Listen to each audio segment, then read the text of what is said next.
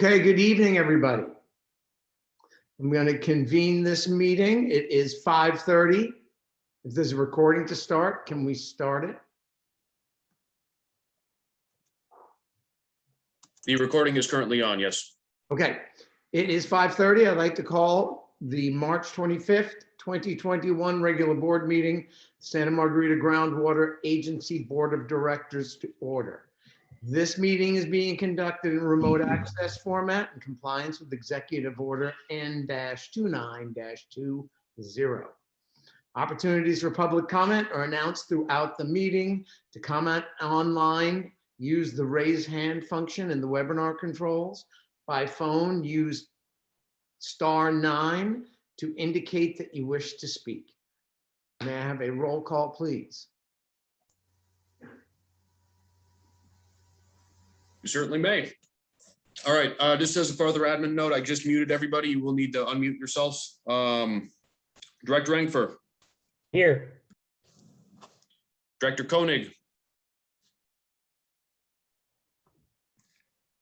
Director McPherson.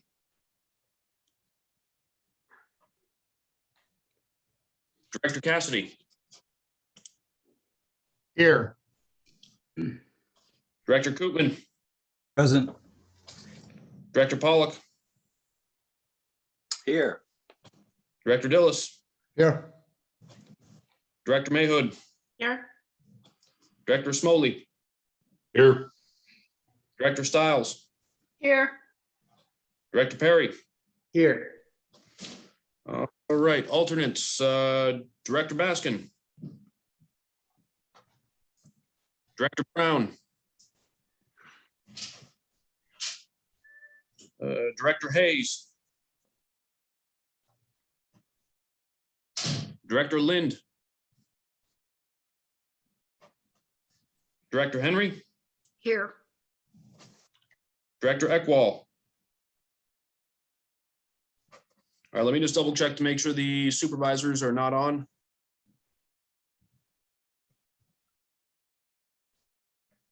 All right, with that said.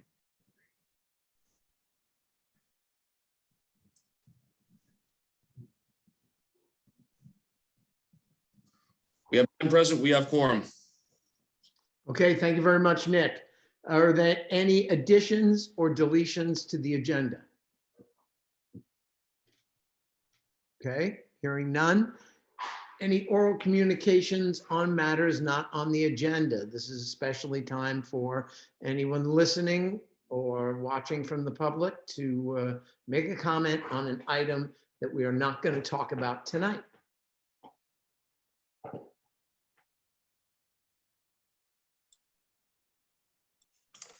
As a quick administrative note, if you're a member of the public tonight and you wish to make a public comment, you can use the raise hand feature on Zoom webinars. That's how we're doing this. If you raise your hand, that will identify you as wanting to speak. I'll go through and unmute you accordingly.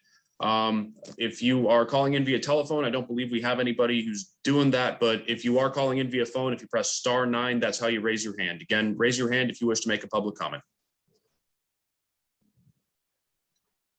Hearing none and seeing. Okay, thank you so much. Hello, Manu. So let's, I'm going to turn this over to Dave for the informational session, groundwater sustainability plan, and be our facilitator. Good evening, everybody. Good to see you all again. Hope everybody's doing very well. I want to draw your attention to item 2.1, which is where we will begin on the agenda. In a minute, I will hand things over to Georgina to run us through the roadmap. And then from there, we're going to move on briefly to a discussion about the GSP timeline. This is going to be laying out for you in even more detailed than previous and related to the roadmap. Basically the schedule of where are we going for the next couple of months and how are we getting this process of GSP development concluded. After that, we will move on to a very focused discussion that will have a number of actions to be discussed, or I should say recommendations to be discussed regarding measurable objectives and undesirable results. As a reminder, and as was employed back in December and now more formally beginning at the last meeting, we'll be using a couple of new facilitative techniques. So to remind both you all, alternates, and any members of the public that we have with us tonight. First of all, discussion on any particular topic will be bracketed, if you will, first limited to conversation by seated members, as the individuals that Nick had called on for quorum. When conversation by board members is completed, and I have tested that out, I will then move on to staff and open up the floor for any feedback by staff, save for the fact that at any point in time, any board member obviously is entitled to pose a question to anybody that they choose to. Once board members and staff have discussed, then and only then will I open up the floor, entertain feedback or comments from members of the public. I would encourage folks to refrain from raising your hand until I have called on one particular group. So while we're in the discussion by the board members, I would ask that only hands get raised by members of the board members.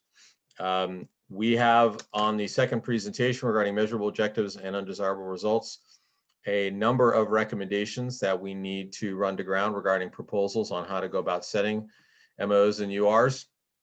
And as with the last meeting and everything since, or from now on, I will be doing that basically as a roll call, more or less, going to individual board members and asking for your perspectives to be expressed. Unlike the last time, which I was doing in a sequence the same time, just to sort of get everybody familiar with it, I will be kind of moving around and kind of calling on different people first, second, third, so that no one particular person is always being called upon first. So just be aware that I'll be changing things up. It's not to play gotcha or anything. It's just to make sure that everybody's getting a chance to speak first or second or third.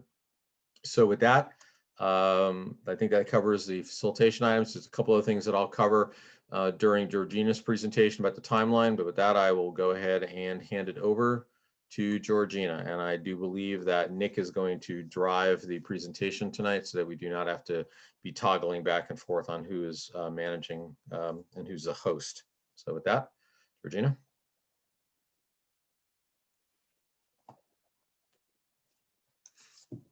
You may be muted, Georgina. Yeah, a new platform. I have to look around for where the mute button is. It's different to where it was, right? And I think some of you are going to have that. But there is a tip I can give you. If you're muted and you hold the space bar down while you're talking, it will unmute you so you can talk while you're holding it down. I've never tried it out, but it tells me I can do that. So maybe that's something I'll try later on. But for now, I'll be doing quite a bit of talking, so I'm going to be unmuted. And good evening to everyone out there. I don't see your faces. Before I used to kind of see your faces. Now I'm just seeing my screen here. And I just want to confirm, Dave, you just see one screen, right? Not the presenter view? That's correct. Okay, so here we are. We are still in the same place we were last month and have been for a while, between sections 3 and 4 of the GSP. And we're going to start proceeding down onto the last section in the next month or so. And I'm going to go into quite a bit more detail on that in the upcoming slides here. So let's see, next slide is familiar to you. You see these every month. Here we are in March. We're discussing the GSP timeline. We're looking at measurable objectives and undesirable results, like Dave said. Going to be looking at the draft budget for the next fiscal year, and talking about the timeline. You'll see coming up, you'll be reviewing different sections of the GSP, and we're going to go into that in some detail. In April, we're going to have the cost benefit analysis of the projects and management actions that were supposed to happen this month, but we weren't ready, so we moved that over. And then the last sustainability indicator, the reduction of groundwater and storage, we're going to be talking about the proposed sustainable management criteria for that. It's the last one. And then we will also carve out a bit of time to talk about any major things that came out of your review of the water budgets and monitoring network. And then later at the end of April, you'll be reviewing sustainable yield and sustainable management criteria.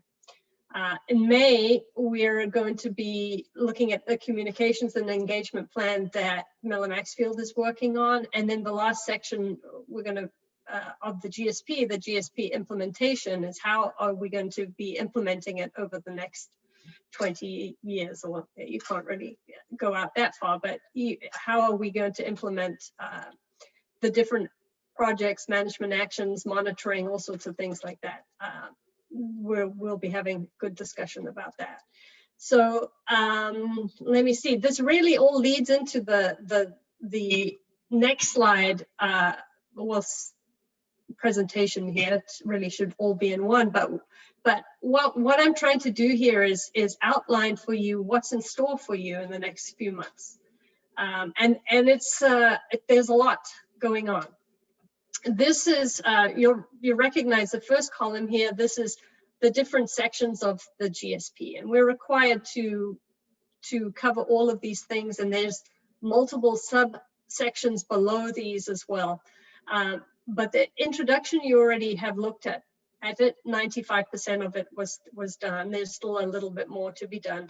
The plan and basin setting, you've seen most of that, also some to be done. Sustainable management criteria, section 3, section 4, projects and management actions, and section 5 is plan implementation.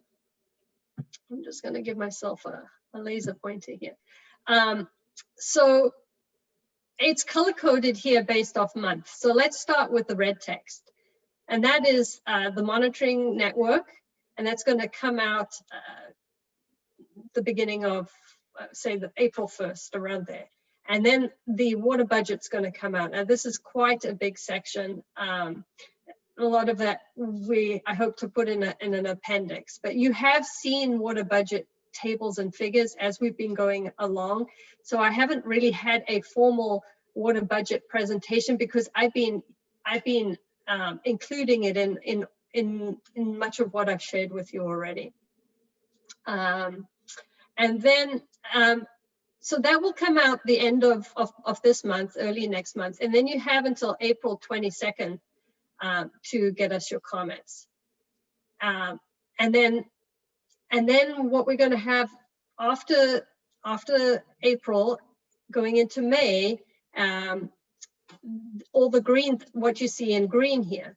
So those are sustainable yield. That's something we haven't really talked about. And that is how much can you pump in the basin without causing undesirable results in any of the indicators. And so what that means, undesirable results in any of your representative monitoring points. And then there'll be the section on the sustainable management criteria. We'll write up all of these policy decisions that you have been making to say, how we're going to measure sustainability in the basin is included in this section. But this section 3 actually also includes the monitoring network, but I've separated them for review because it's this is the biggest section of the GSP. It's got the most information, along with section 2, which you have seen a good part of that one as well. It's actually going to get longer because we're adding in the water budget and the communications and engagement plan and also sustainable yield. So that will come out the end of next month for you to review. And then you have about 3 weeks. All of these is about a 3-week turnaround that we need your comments back. And Dave is going to talk a bit more about what happens with your comments coming up here. So then the purple text is for review that you will do in June. So that includes the executive summary. These are small, these will be smaller things to review. then they will be adding in the GSP implementation. That's just a summary of this plan implementation. Here, you're just going to very briefly in the introduction say how we propose to implement the plan. And then there'll be a section and appendix on the communications engagement plan. But the heavy lifts are going to be 2 completely new sections. The projects and management actions are going to be written up so that all those projects are described and will include the cost benefit that we have done for them. But we're busy doing that right now still. And then the plan implementation. So those will come out the end of May, and then it's about a week before the actual board meeting. You will provide those comments in writing to us. And then at the board meeting, we'll be before the board meeting, me and my staff will go through those and probably maybe the other agents, your agency staff will also go through and pull out the things that are significant that we should probably talk about as a board. And I'm going to hand now over to Dave to describe more of that process. Thank you.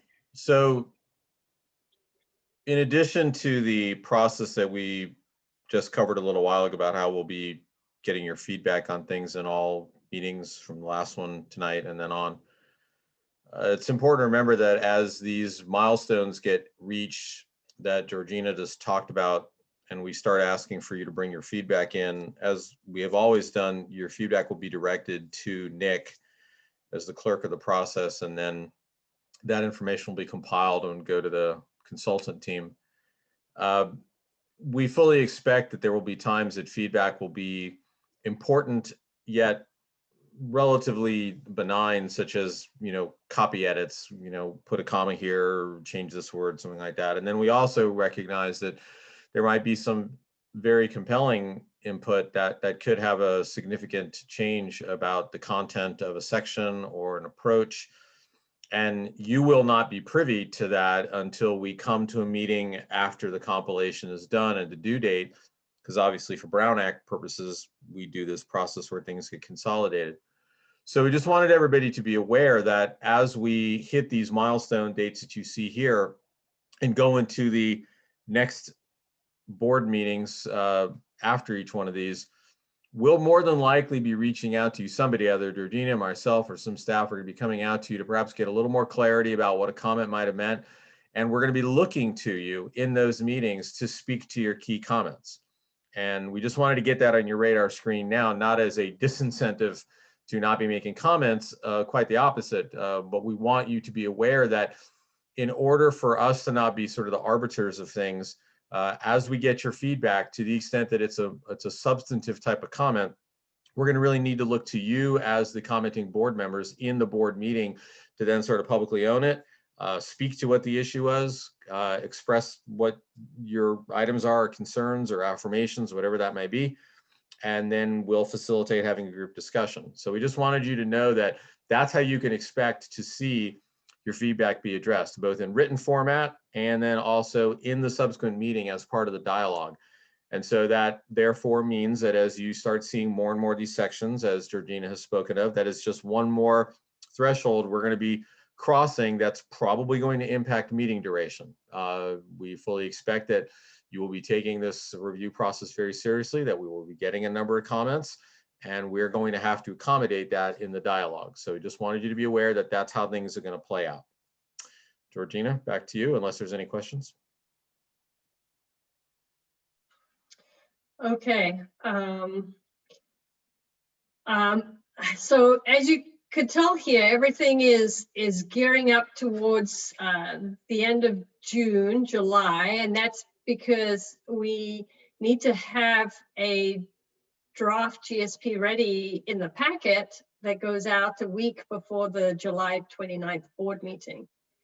And the next slide is tells us, and it's going to go over what happens after at that point. So this is now, so we have all your comments and we've put it into a draft GSP, which is now, I expect it to be 400 or 500 pages long. It's a very big document at the end.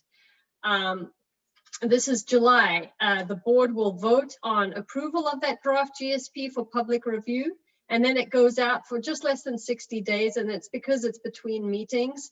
And so it will be out August. I think there'll still be a meeting, but it won't, it might be more to do with the rollout, or I'm not sure exactly what's going to be discussed in this meeting, but there is a time where it's a little slower because we have the draft GSP out on the street.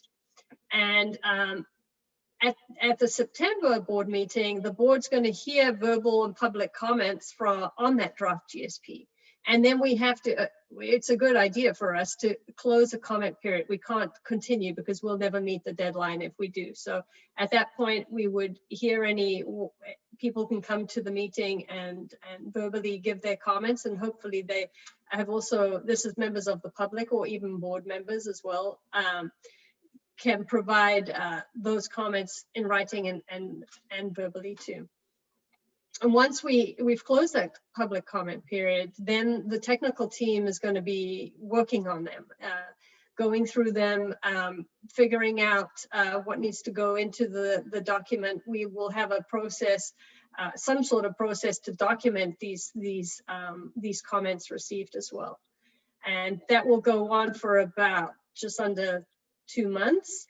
And there'll be an October board meeting that maybe we will need, if there is anything really big that would change some of the policy decisions you've made in developing the GSP, we may need to have this meeting to go over any changes that might be arising out of the comments that we're seeing. And then in November, we need to close off that draft stage of the GSP and produce a final GSP that would be submitted. And you might ask, why are we not doing that in December? Because January it has to be submitted to DWR online. And the reason is it takes about 2 months to get the document ready to upload. It is quite an onerous thing. I did it for Mid-County, and we have to, what they require us to prepare us, there's a spreadsheet that lists which page, figure, and table addresses each of the over 250 required GSP elements. They're really trying to make sure that the GSP covers everything that's in the regulations. And so it's this cross-referencing thing that has to happen, and it takes a while. It's quite a while. And we also have to upload all the monitoring point information into their portal and all the groundwater level data associated with those. And so we're going to need those 2 months to do it. And the deadline is January 31st, and we have to have it done by then. So that's what's coming up for you. And I'm going to stop here and see if there are any questions. I kind of skipped over when Dave asked if you did have any questions, because I wanted to get through this, but I'm interested to hear if any of you do have questions at this point. Okay, let's open up the floor, please. Again, please use the raise hand mode, or if you are only on the phone, you can access that through *9. So any questions or comments from board members? All right, hearing none and seeing none. Same question, staff. Any staff have any comments or questions?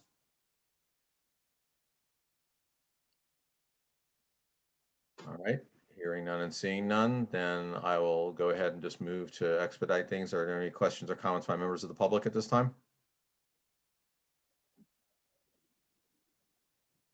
Okay, continue, please.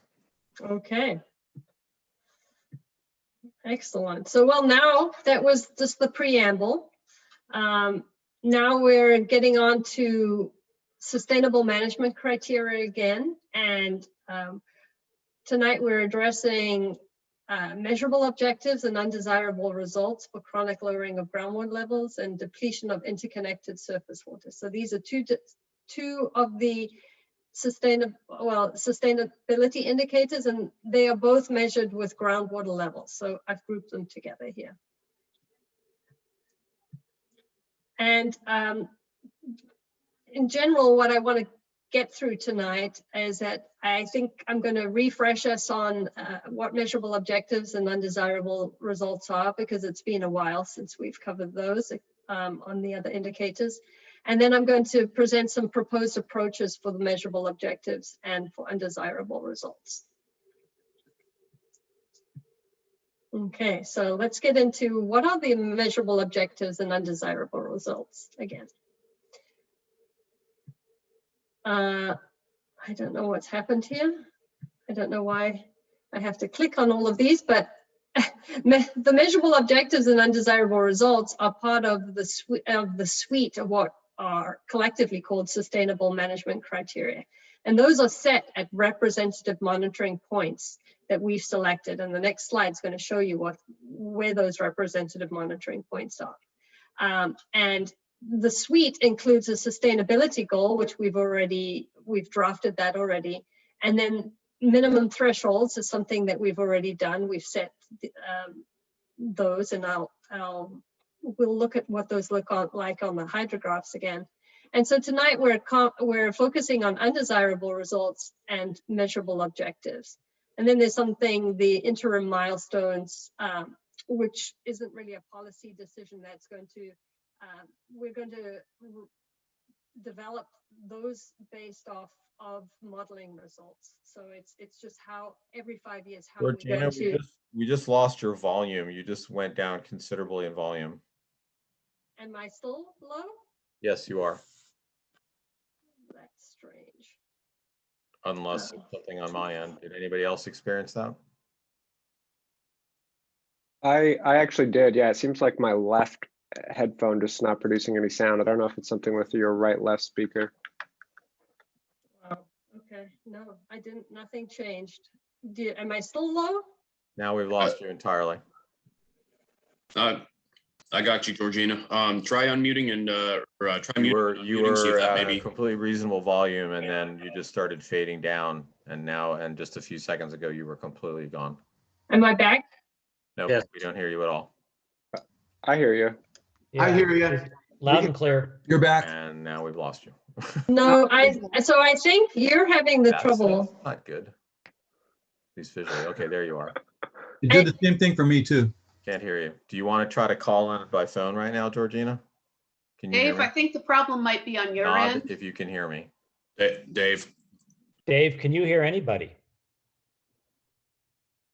I don't think he can. Dave's not here, man.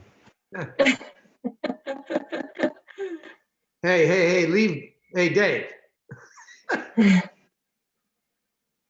Okay, he's writing a chat. Can someone chat with him? Nick, can you, I guess. Oh, okay, thank you. Georgiana, I recommend that you proceed. Somebody else will work out the technical details with Dave. Okay, let's go. Thank you. Who was that? Who was Director that? Smalley. Director Smalley, thank you so much. But and as the chair, I concur. Okay. Okay, so let's get on to where the representative monitoring points are. This is all we have to go on. For some of you who are newer directors, these are the wells where we do have long-term records that we can base our criteria on. And you see there's big data gaps that we do plan to fill. And in the basin and in the plan implementation section, there are wells that have been identified in these gap areas that will be drilled this year, or later this year and early next year. So this is very common for many basins not to have wells in the right place. So there is a plan to do that, and there is grant funding to do that. So when I talk about representative monitoring points, these are the wells, and the different colors that you see there represent the different aquifers that they are screened in, and so the different aquifer that they monitor. Okay, so I wanted to remind everyone about how the DWR has provided GSAs an opportunity to improve their plans. And this is called adaptive management. And so today, when we're talking about measurable objectives, undesirable results, you know, what we come up with today is not cast in stone, and we're given the opportunity to improve it as our information improves and when we get new wells. So we're right now in the plan stage where we are developing the criteria that are going to. Hey, Georgina, if I may interrupt you, now we're getting a lot of breakup. You're kind of like if you had a microphone plugged in, it's like it's not quite plugged in. Nick is looking into it, see if there's anything that they can do at their end. But try whatever you did last time, muting and unmuting. Yeah. And then let's see if it stops breaking up. Okay, is it still breaking up now? That's beautiful again. Excellent. That's strange. Okay, I'll try and remember to mute and unmute more often. I'll let you know if something happens. Okay, thank you. So we're planning in the planning stage here. We're doing the best we can with the information that is readily available. And then once the plan is submitted in January, we are going to start monitoring. And we have the basin has had monitoring wells for decades, and the agencies have been monitoring. So we already have a lot of good information. But like I mentioned, there's data gaps, and we plan to fill those.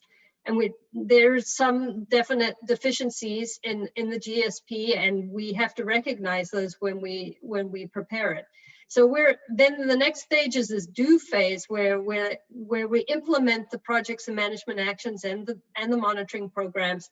And that continues the whole time that what's called the implementation horizon. It's 20 years, and then for another 30 years after that. But during that period, we will be evaluating that data every year. We will produce an annual report for DWR. That's in the regulations, and then every 5 years you get a chance to update the GSP. You might change your sustainable management criteria because you've learned new things about the basin, and climate may not turn out like we thought it was going to. There's lots of things that are going to change. The DWR knows that you can't have a perfect plan the first time round. So there is this do loop here where you're going to evaluate and learn from the data that you collect, and then you can go back and adjust. And this adjust really also should go back to the plan. You can change some of those objectives that you set up, these sustainable management criteria. And so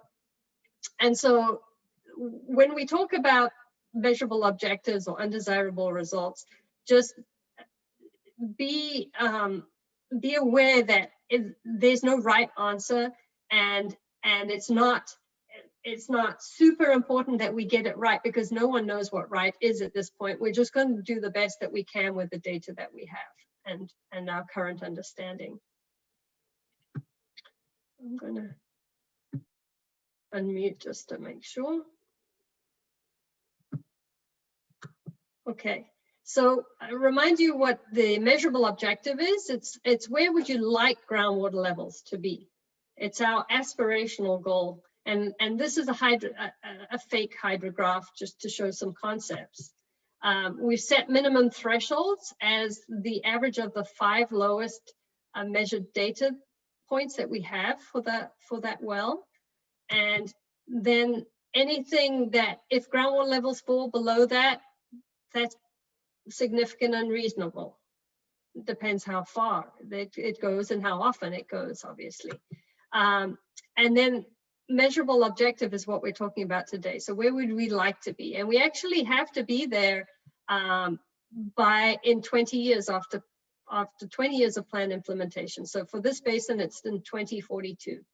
And then these are the interim milestones I mentioned briefly before. And so once you've achieved sustainability within 20 years, you have to maintain it for the next 30 years for this planning horizon of 50 years. And the difference between the two, so how high you set your measurable objective is well, the goal. How high do you want groundwater levels to be? But you don't want to put them too high because that's not realistic. And measurable objectives are not enforceable. So they're not like minimum thresholds. So if you don't achieve them, you don't fail. But they do need to be achievable, which is why we don't want to put them really high, because they need to be achievable. Otherwise, there's no use really putting them in there. And then the difference between them is this operational flexibility. So some years you may need to pump more temporarily. So if your levels are up high here, it gives you the space to be able to draw your levels down temporarily, and knowing that you have a plan to bring them up again. And that's perfectly fine, just as long as you have enough distance between those two levels. And like these bullets are just saying they're not enforceable, but they must be achievable. Then undesirable results, and these are really what along with minimum thresholds are those two are the two most important sustainable management criteria, because by avoiding undesirable results is how you can prove to the state that the basin is sustainable. It's kind of a backwards kind of logic here. You're trying to avoid something. And there is always this description here. I've shared this with you before, but it's undesirable results are a quantitative description of a combination of minimum threshold exceedances that cause significant unreasonable effects. They'll have some illustrations that help you out a little bit with that if all this text is hard to understand. But so when I say in the dark blue box there that it's how you prove sustainability, if you're causing undesirable results. Push pause again, Georgina. Push mute again. If you are having undesirable results after 2042, after 20 years of plan implementation, there's the threat of state intervention. Try it one more time. I'm sorry. Yeah. Better? No. I mean, it's audible, but it's down quite a bit.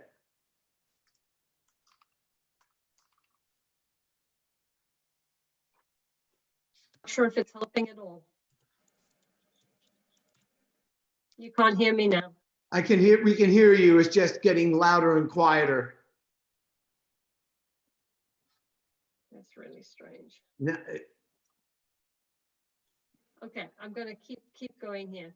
So the state can come in and take over running the basin if they think a GSA is not doing a good job by avoiding undesirable results. That's what that's about.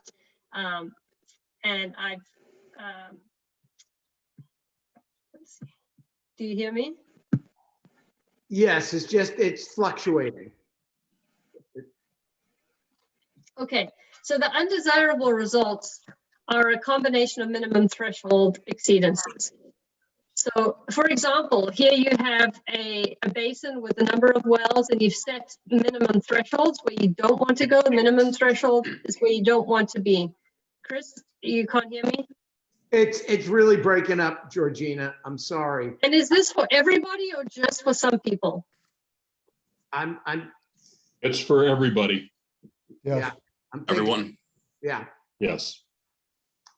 I hate to suggest this, but do you want to log off and log back in? I can't think, with computers, sometimes you turn them off and turn them back on. I don't know.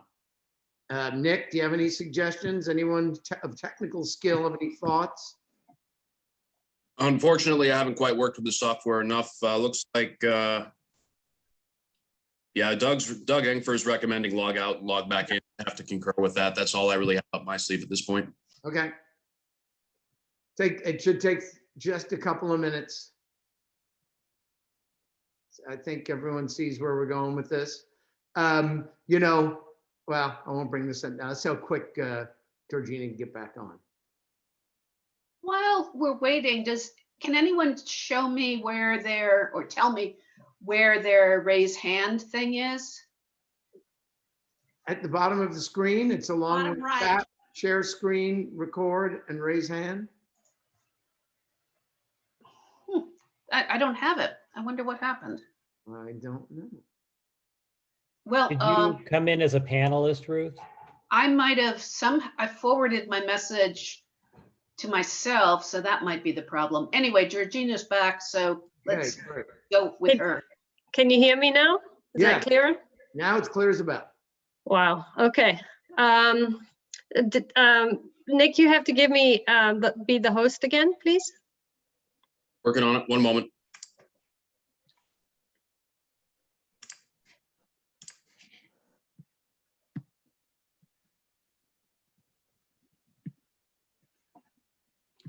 Ruth, while we're waiting, you are a panelist, so you are in the right the grouping. And so there's other buttons. Maybe if you move your cursor around, there's view button that kind of helps bring some buttons in and disappears, and view options on the top of the screen where you can see side by side and things like that. So just move around and maybe you can find that raise hand. Thanks. I'm gonna keep trying. Okay, I'm back. So if you have a basin here with multiple representative monitoring points and a combination of minimum threshold exceedances that cause undesirable results, maybe if there's more than one of these wells exceeds its minimum threshold, well, that would be undesirable and not sustainable. And so how you define undesirable results gives you a little bit of flexibility. So say if you said 20% or 30%, that gives you more flexibility. There's more wells that can exceed their minimum thresholds, but you have to make sure that you're not impacting beneficial users as much, because that's the whole thing of these thresholds, is that you're trying to protect the beneficial users of groundwater. So another concept I just want to remind you about that I have brought to your attention before is that chronic lowering of groundwater levels during periods of drought are not always significant and unreasonable. So here we have an example of groundwater levels in a well. This is kind of fictitious. It's just to show you something. You have the minimum threshold as the red line, and the different colors you see is the different types of water years, with yellow being an average year, blue being a wet year, and the browns are the drier years. So now you have this lowering of groundwater levels that puts you below the minimum threshold at the end of this drought. And so DWR does recognize that, this is no fault of the GSAs throughout the state. Everyone, if there's a drought like this, is going to be affected, like we saw in the last drought. So that is not sufficient to establish a chronic lowering of groundwater levels if the extractions and groundwater recharge are managed so that you can get recovery afterwards. They wouldn't let you just continue after that drought. Oh, well, then you just keep pumping, and you have this chronic lowering of groundwater levels. That's not what they're implying. That's not what they're talking about here. That you do need to have a recovery. So either you change how pumping is distributed, or how much pumping happens, or you increase recharge. You do have to have a way out of this. So this is another concept I just want you to remember when we go through the subsequent slides here. And what we're going to be doing tonight is having looked at the different aquifers and how they react to recharge and pumping. I'm taking the approach of separating the aquifers. From Santa Margarita is going to have an approach for measurable objectives and undesirable results that is different to the confined aquifers, like the Monterey, Lompico, and Butano aquifers. And if you need a reminder of what they look like as a cross section, so the surface is up here and I've taken a slice, you have the Santa Margarita aquifer on top, the Monterey Formation Shale, which is not really an aquifer, but people do rely on it. It is over most of the basin, but there is a portion of the basin where it's missing. And so the Santa Margarita is directly overlies the Lompico aquifer, which is one of the main aquifers. I'd say that the Santa Margarita and the Lompico are the two main aquifers. Then the Butano aquifer is very deep. It's over 1,000 feet, 1,500 feet deep, and there's very few wells that are pumping much water from it. But it is also used by Scotts Valley Water District. And so what I'm going to show you some slides that illustrate that Santa Margarita aquifer is a bit like a leaky bathtub. So it fills up when there's average or better rainfall, but in years with lesser rainfall, it leaks continually, and it's leaking to the streams. So there is benefit to the leaking, but it doesn't remain in the aquifer. And so it's also unconfined in most, wherever it occurs, it's mostly unconfined, meaning it doesn't have any other layers on top of it. Some of the ridges do have the Santa Cruz Shale on top of them, but for the most part, it's open to recharge from rainfall. And also, the reason why I'm taking a different approach is that the projects that we've talked about do not directly benefit the Santa Margarita. They're not designed to increase groundwater levels in the Santa Margarita. They're designed to improve the chronic lowered groundwater levels in the Lompico aquifer. And also, these other aquifers below the Santa Margarita aquifer, they take much longer to respond to rainfall because they are confined. And a lot of the water that gets into Santa Margarita, like I said to you a moment ago, goes out horizontally to the creeks. So, and there's a little bit that gets through and recharges Lompico. Most of the Lompico and Butano recharge comes from areas further out. If we extended this, these do come to the surface, and they do get a little bit of direct recharge. So, because of this, I've come up with two different approaches that I'm going to get into right now. So the first is Santa Margarita measurable objectives. So this is a slide that's going to try and illustrate why I call it a leaky bathtub. What you see here, the black dots are the groundwater elevations measured with a sounder. In this well is San Lorenzo Valley Water District's Olympia 3. This is a production well, a well that they pump to supply water. So it does have large fluctuations. The lows are the seasonal lows, so in the summer, and then the highs you see are in the winter. The blue line that is on this hydrograph are the modeled groundwater levels using our basin groundwater model. And that is simulating what happened in the basin, and you can see there it matches fairly well the measured data.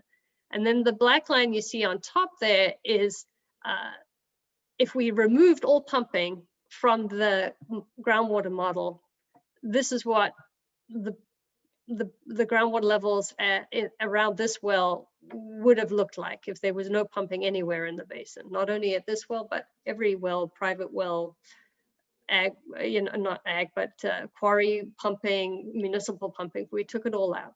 So what you see here is that during dry years, the Santa Margarita does lose water. So it's leaking here on a dry year. But as soon as there's a wet year, it increases, it fills again. And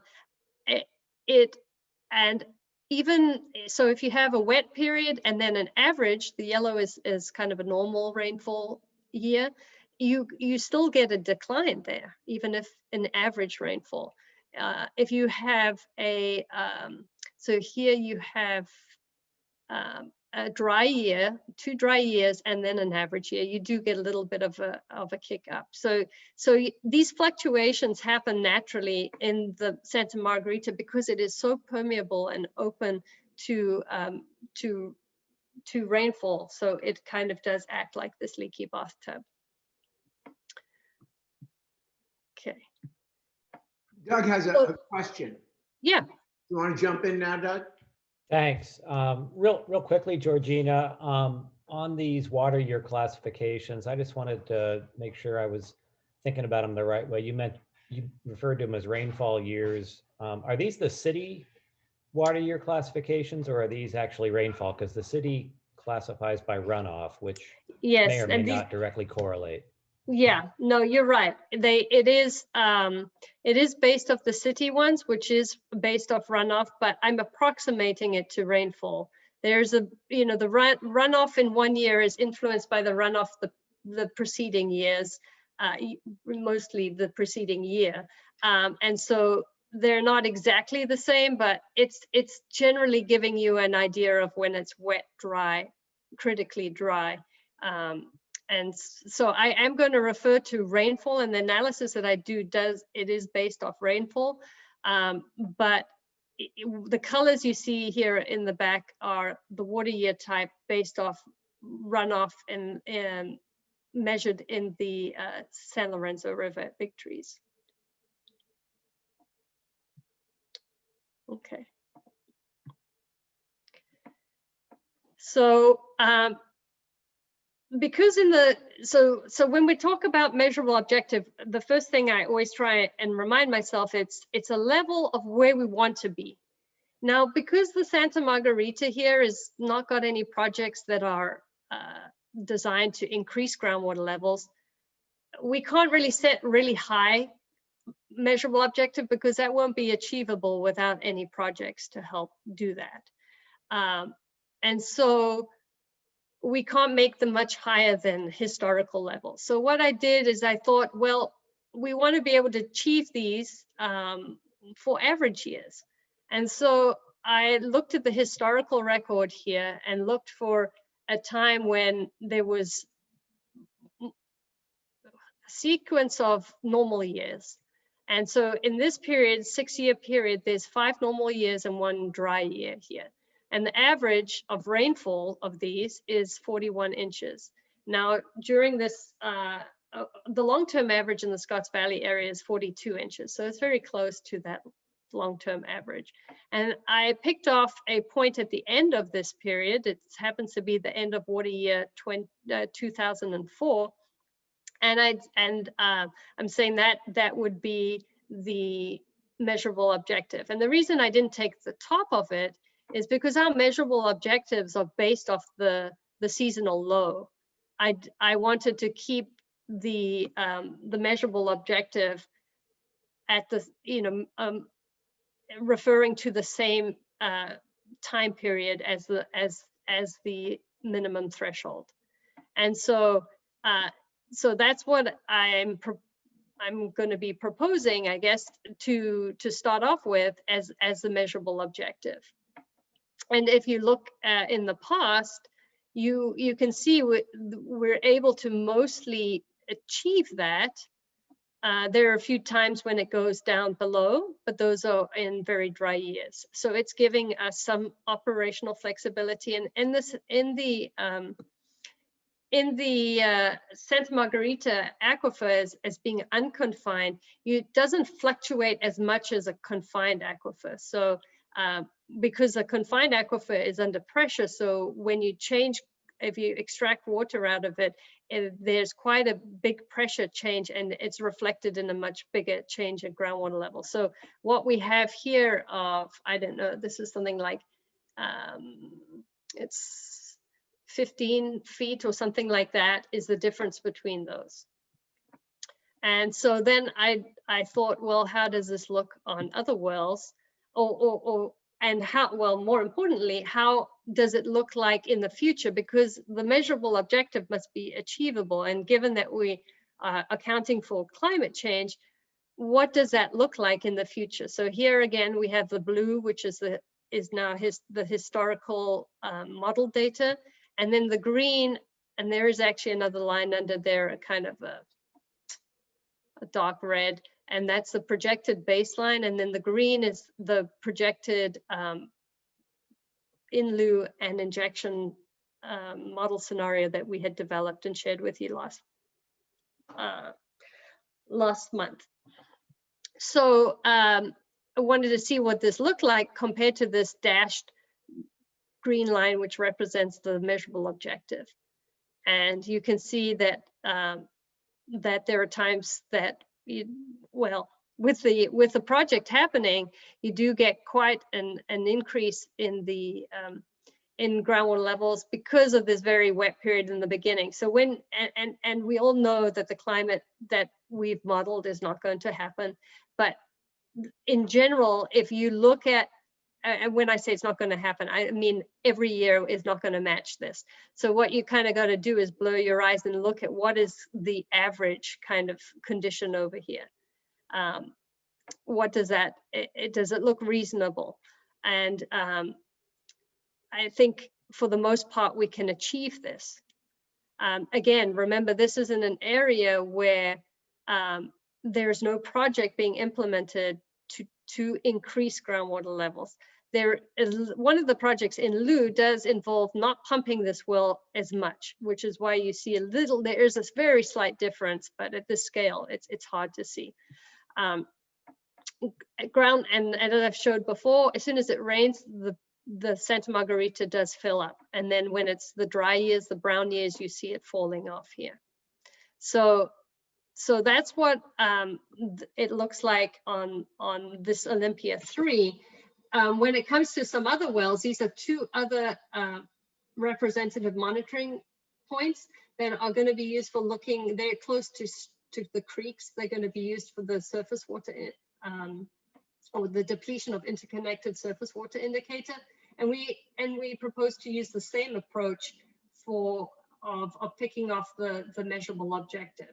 So looking at that historical average period and saying, well, we'd like groundwater levels to remain about that because we don't have this project that's going to somehow increase it.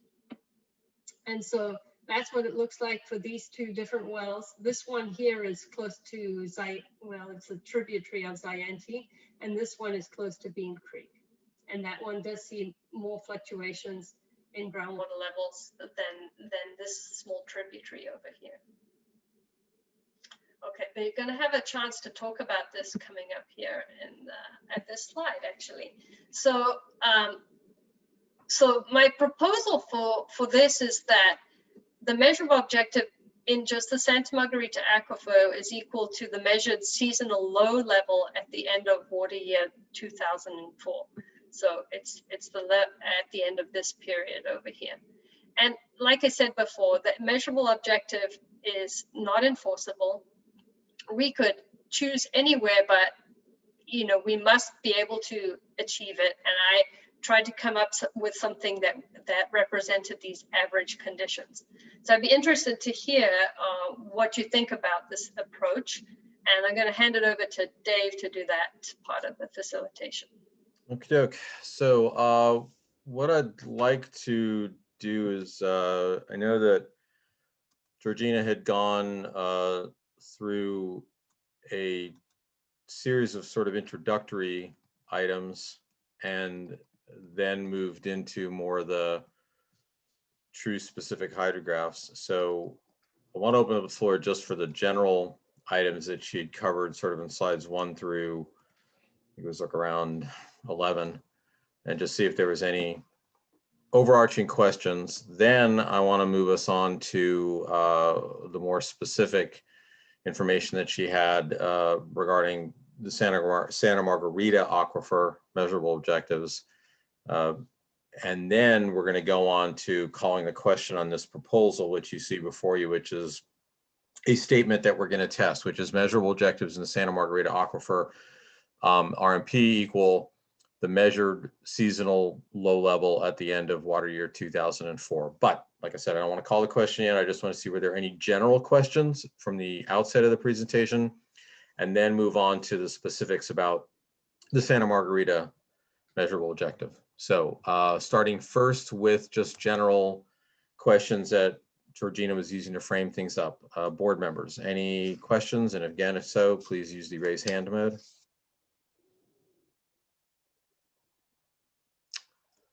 Okay.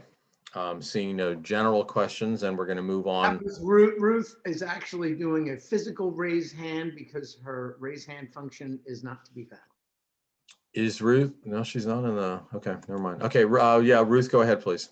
Yeah, just clarify, are the measurable objectives, I understand that we don't have to meet them, but if they become something that's just completely out of the question, can we revise them later? Georgina? Yes, they definitely are going to be revised. I'm sure most of these will be revised as we get more information. And that's why I started off the whole presentation talking about the adaptive management approach that DWR expects us to take on the GSPs. Okay, that's good, because I just thought that some things might not be adapted. No, everything can change. Yeah. Okay, because I'm looking at this bunch of blue years, and if they don't come out the way that the model says they will, which they, as you say, probably won't, the whole graph starts going wonky. And if we can change to adapt to whatever really happens, that's good. Yes. Thank you. Any other questions in general terms? Yes, go ahead, Jack. Yes, you know, I've seen in other areas, if you change something too often, it becomes meaningless. It's like you're not comparing to something original. And I know that's not our intention here. We want to do a good job of this, but are there any limits as to how often we could change the measurable objectives? Could we change it, you know, every few years, every 5 years, whatever? And are there any limits on our ability to do that, recognizing we'll probably have to come up with a new set of, we may need to take more actions to get on track if we're not on track, but you know what I'm saying? Is it wide open, or do we really have a lot of ability to revise our measurable objectives as we go along? Yeah, you have to have really good reasons for changing them.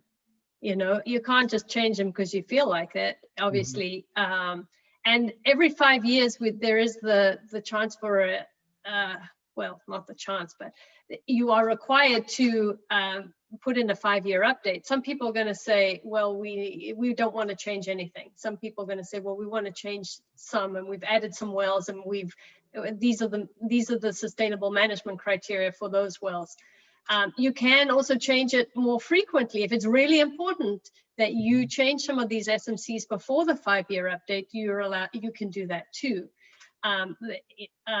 But like I started off with, you have to have a good reason for it, and you have to be able to one, describe why, and two, give a reasonable methodology, kind of like I'm outlining here. So if you can do those, I would think that you can change it. But do we have someone from DWR here tonight? I can't see the attendees. So do we have Tom Berg? I don't see him. Yeah, I'm not seeing Mr. Berg by name unless he happens to be calling in on 831 area code, which I highly doubt. Okay, yeah, probably not. Okay, so, but you know, that's I'm pretty sure that's what he would say too.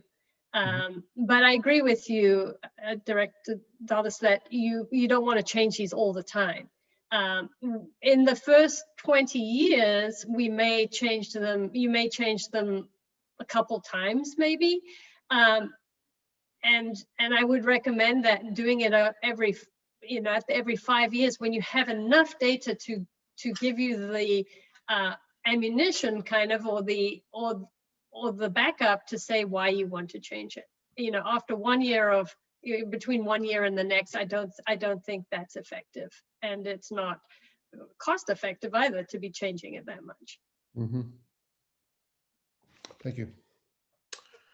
Any other general questions? Otherwise, I want to go ahead and move us on to the slides, as I said, that really begin when Georgina started discussing the measurable objective proposal. So let's move on to that then now. So Any questions specific to the measurable objective proposal leading up to this slide that's currently up? Any questions? Let's go to Doug, please. Hey, Georgina, you mentioned in an offhand way that there might be some impact from the in lieu project here as a result, I guess, of resting some wells. Can you characterize, the volume of benefit we might be seeing from that here? It's just a few feet in terms of groundwater levels. Say, Okay, it's hard for me to think about that in terms of acre feet or millions of gallons. well, If I'm I thinking think, about sources of water as well, right? so I think if I can remember right, it's less than 100 acre feet in both the Quail Hollow and Olympia areas that they would rest those wells. They would rest them. It's just their during winter time, right? If there is excess surface water. So those wells don't pump already. They don't pump very much in winter. So it's not that much water. Gotcha. Okay, thank you. I just need a point of order. Director Perry, were there any other members that were having difficulty with the raise hand mode so I can be tracking them by their video image? Raise your hands if you're having trouble with the raise hand feature. No, that doesn't work. Wave if you're having trouble with the raise hand feature. Well, right. That's what I'm just saying. If there's anybody, because I won't be able to see it on the participant list, so I'll just note for them on their photo, basically. I don't think there is. No one seems to. All right. Thank you. Okay. All right. One last question regarding the proposal. Otherwise, I'm going to go ahead and check in with staff and then check in with the public. And then I'm going to go around the horn and do the check in with you all regarding this recommendation for this proposal. So anything else by board members? All right.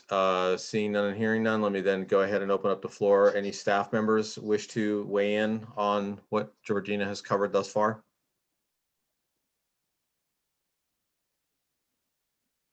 All right, hearing none, seeing none, let me go ahead and open up the floor. Any members of the public wish to make any comment? And again, this is to ensure that public comment is being received by the board before we go ahead and just check in with them on a recommendation.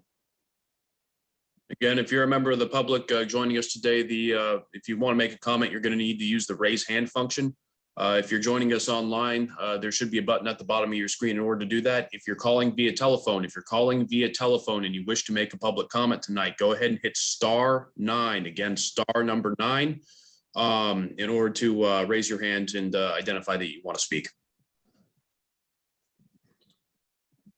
Hearing none and seeing none.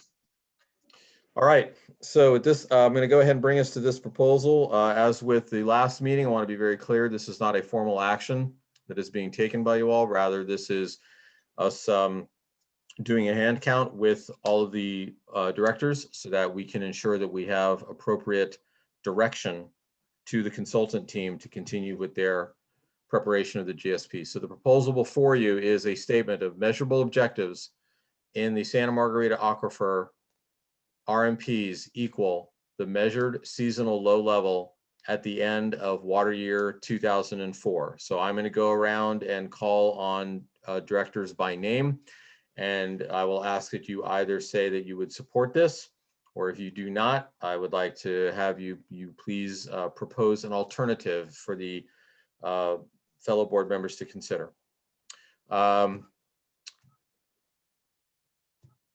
Chris Perry. Seems reasonable to me. All right. Mark Smalley, Director Smalley. I'll support this. Thank you. Director Dills. I'm in support. Thank you. Director Koopman. Yeah, I'm in support of it also. Thank you. Director McPherson, I believe that you've joined us now. So Director McPherson. You with us, Bruce? All right, I'm going to move on. Director Koenig. I support it. Thank you. Director Angfer. Support. Thank you. Director Cassidy. I don't have any problem with it. Thank you. Director Pollock. Yes, I would support this. Thank you. Director Mahood. Support. Director Stiles. Support. Thank you. And then let me check in again. Director McPherson, are you there? Okay, hearing none and seeing none, we have unanimous support in the form of a recommendation for the technical team to consider using this proposal. So with that, Georgina, why don't you proceed? Real quick, Dave, I might have missed this. Do we get Director Coop? Yes, I did. Okay, sorry, my mistake. Okay. Great. You guys can still, everyone can hear me now, still take it. I've turned my camera off. That might have been the problem. Okay, so now we're going to go into undesirable results for the Santa Margarita Aquifer. Okay, so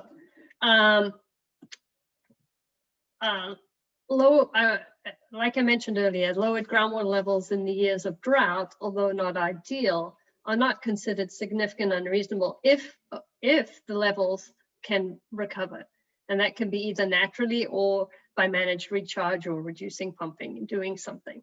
But as you see in the case of the Santa Margarita, that it can recover on its own without human intervention there. So, and as you've also seen, it's anticipated, if you look out here, these drought years, that the climate change with the extremes that we think we're going to have of very wet years and then much drier dry years, this is going to lead to levels falling below the historic measured lows, which is what the minimum threshold is based on. And this hydrograph here is just illustrating that point of you have some very dry years, a lot of dry years, in fact, and also just singular dry years can also drive down the levels in the Santa Margarita because of the way it's so permeable and how it leaks out to the creeks. So I hope you can bear with me here. This is, so I was thinking of how are we going to define a drought? And so I thought, well, droughts is usually, it's not one year on its own in isolation. It's usually a series of years of dry, and you may have an average period in there, or you may have one wet year, but it goes back to being really dry again. So I needed to come up with a way to estimate when a drought might be occurring. Now, the state does declare formally a drought, but this is predictive data that we're looking at. And so I was trying to think, is there a way that I can identify which of these sequence of years would constitute a drought? So the way the Santa Margarita kind of leaks from, and if it's a very wet year, it stores the water in there and then it leaks slowly over time, so over a number of years. So what I did is I used the moving average, but a weighted moving average. So this is an example of how I calculated. Say I wanted to see what 2036 was, and there was, I give it a weight of 1. So I look at its rainfall and I multiply that by 1. And then the preceding 4 years, the years that came before it, they have a weight that is consecutively less. And so then this average is not, if this was not a weighted average, they would all have a weight of 1. But the year that's 4 years away from the year I'm trying to calculate, I give it a much lower weight. It doesn't have as great of an effect. And so then if the weighted average was less than 40 or less than or equal to 40 inches of rainfall, then that is considered a drought year. So, and that would likely, I'm identifying, it would probably exceed the minimum threshold. And so these are years I'm trying to identify that might be when you exceed minimum thresholds, but it can't be considered undesirable because it's at the end of a very, or part of a very dry sequence of years. And so how that looks on the hydrograph here I'm back to Olympia 3 again, and I've added stars at the bottom where the weighted moving average is less than or equal to 40 inches of rainfall. And there, in this very dry period here, the first, the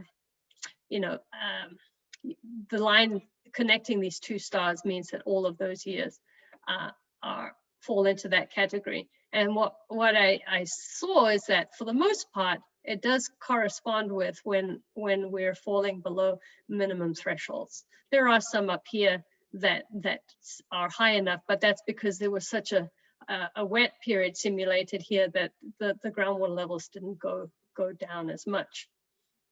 But in another well, this is Quail Hollow Monitoring Well A. There are years when its minimum threshold are exceeded at these years. So this is what I was using to kind of identify that these are potentially drought years, and those exceedances are okay, because as soon as it rains, the groundwater levels do come up on their own without human intervention. And even here, you have a wet year flanked by critically dry years, and it's able to recover in just that 1 year. So that was part of my process. So if going back to what undesirable results are, they are this combination of minimum threshold exceedances. And the predictive simulations show levels are likely to exceed those minimum thresholds. I'm kind of summarizing here. But are there any other exceedances of minimum thresholds that board think are acceptable other than drought years that I've identified here? So some in other basins, they've allowed a certain number of representative monitoring points to temporarily exceed the minimum threshold, say in a non-drought year, in a regular year. So and they've defined maybe what temporary means 2 consecutive years, but then they must have a plan. They must have something available to them to increase those levels afterwards. That's something that you could build in here, but I want to point out that there are only 6 representative monitoring points in the Santa Margarita at the moment. We will be adding some more, but for now there are 6. So if you took out one and said, well, here one of them could go below the minimum threshold and that would be okay. That's 17% of the representative monitoring points. So, I'd like to hear what you think about this question over here. Are other exceedances acceptable in non-drought years? And ultimately, the proposal I'm putting forth to you today is that undesirable results in the Santa Margarita aquifer representative monitoring points occur if any groundwater levels fall below its minimum threshold in non-drought years.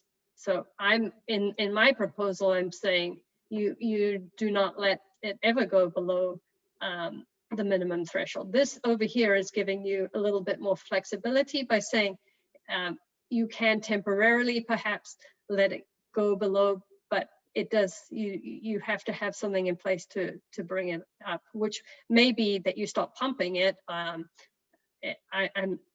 not sure, but you can't predict that the year after these 2 years is going to be wet and it's going to fill up on its own. So,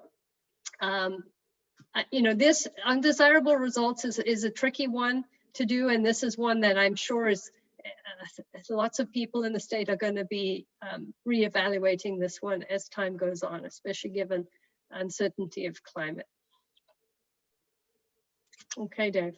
All right, let's go ahead and open up the floor. Again, I want to be focusing on the slides that Georgina has just presented regarding the undesirable results proposal. So let's make sure that we are weighing in with any questions or comments.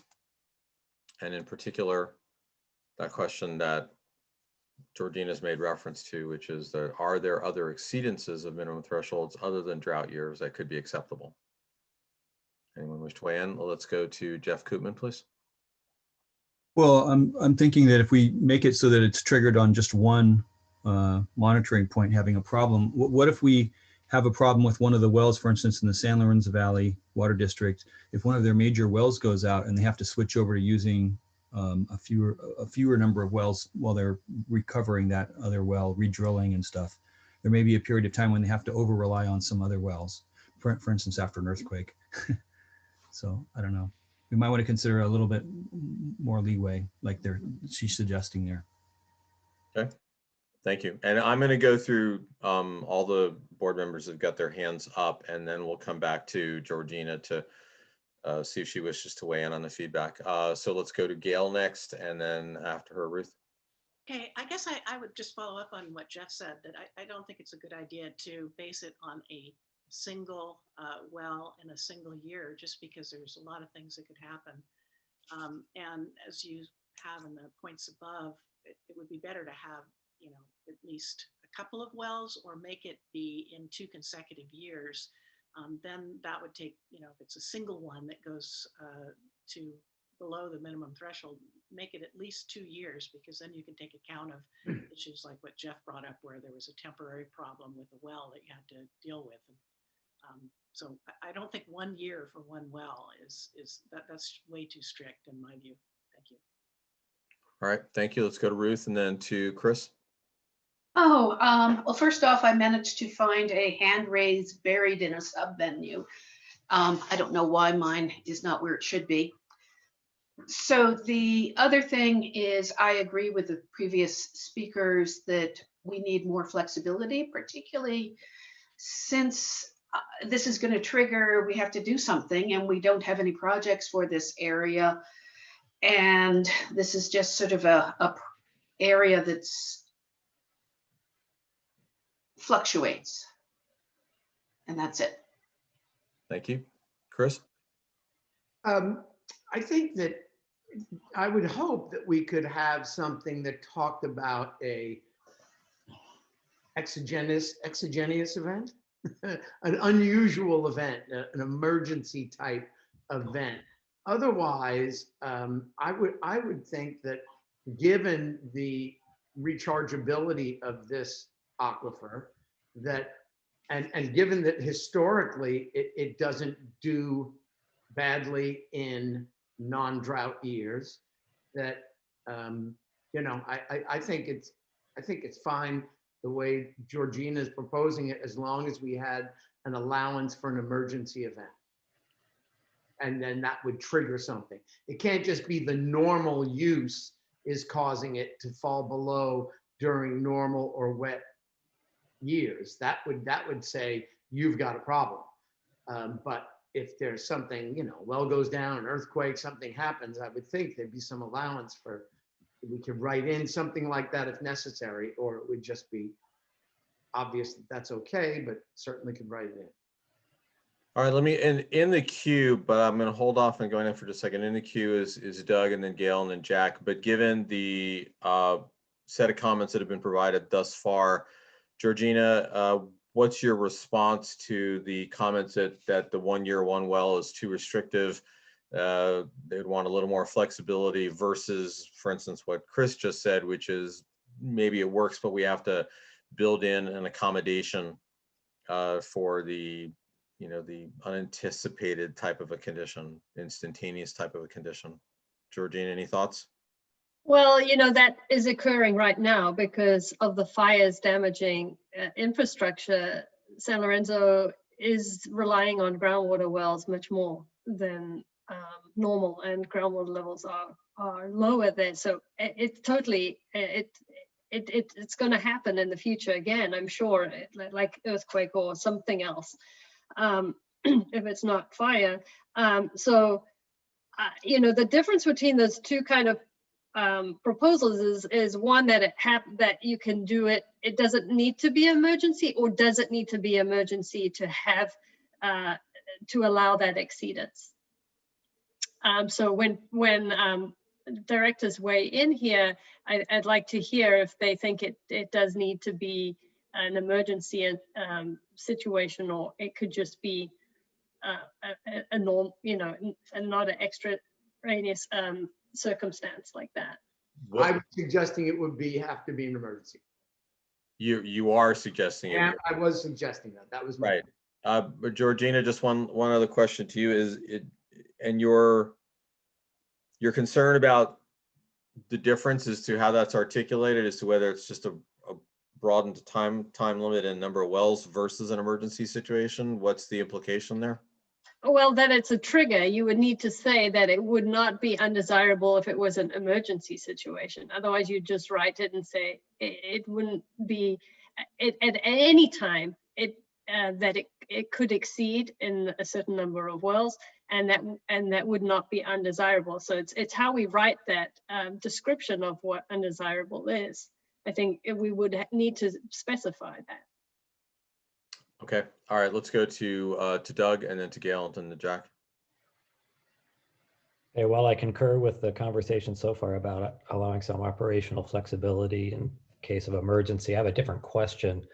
And that, looking at the hydrographs here, what I see, and maybe I'm misinterpreting it, but what I'm seeing is, you know, much lower levels than we've experienced historically. In fact, you know, if you were to believe that we can predict the future, we're heading for that right now, but certainly in the out years during the droughts.